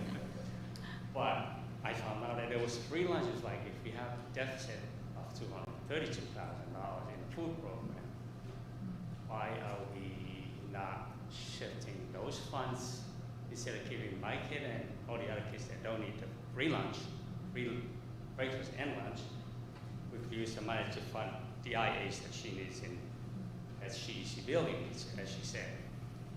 I'm just interested if it's something we could look at. That's why I would give away free food if we have a deficit in that section. We could use that money for giving away free food to fund the people that she needs as IAs. So maybe I'll take a stab at answering your question, and Michelle will tell me all the places I'm wrong, and then she can correct it. On the free lunch, the federal government is supplying school districts with free lunch across the country. It's not just Hopkinton or just New Hampshire. So I think all students across the nation are getting free lunch provided, and free breakfast, thank you, provided by the government. And so the deficit in food service is due to it's staffing, right? Staff costs, and it's somewhat confusing. It's confusing to me. So in previous budgets, food service was funded at $1. We know that it costs more than $1 to pay staff to do food service. And what we did as a district was we would anticipate, I'm just going to say $150,000 is going to be the cost of food service. We budgeted for $1, and we anticipated there'd be a surplus at the end of the year that would then fund that deficit. So we'd carry a deficit all year, and at the end of the year, we'd use a surplus to fund that deficit. And so right now, you're seeing a deficit of $230,000 because we funded that at $1, and we're going to anticipate using surplus at the end of the year to fill that deficit. What we're talking about for this next budget is to stop that practice because it just doesn't make any sense. That's probably the right way to say it. And so instead, we're going to fund food service at the cost of providing it, and get away from using fund balance. So our budget will be a little, it will appear to be a little bit more expensive. More realistic. In food service, but it's a realistic picture rather than saying it's $1, but then end up spending $150. We're budgeting for $150 at the onset. Did I get that right? Great job. I hope that answers your questions. But breakfast and lunch is free, but the federal government's paying for it. And just tell your kids there's lots of sugar on the free lunch. Just tell them that. They'll eat it. Only like sugars. Thanks, good questions. Anything else for public comment? So with that, we'll move under other business, old business, or committee updates, if anybody has any. Sure. Oh, go ahead, Norm. Sure. I just wanted to thank you to Deletions for coming to the budget committee with me 2 weeks ago to go over CIP. It was really important to see what we currently have right now, and it's an ongoing process that work with the town and just make a lot of support for that. During the budget committee, I did present the all-in budget, which I understood this was not final, but a beginning process of our budget. And it went a long way. I think it was a new type of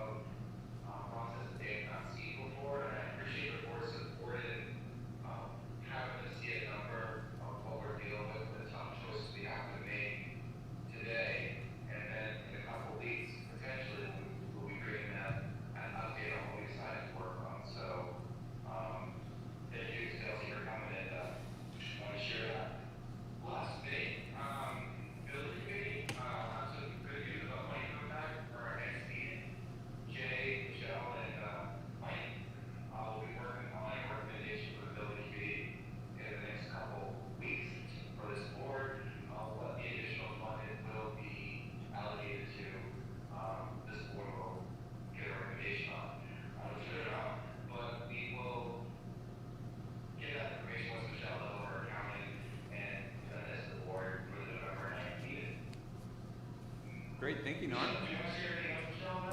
No, it's great, and Monday at 3:15 is when we're gonna meet. Thank you, Norm.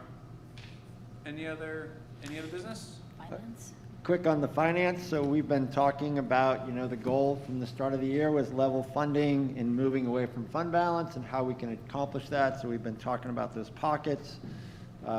Lauren brought up, the identification of positions. That's part of how the presentation will go, and that's begun that process as well.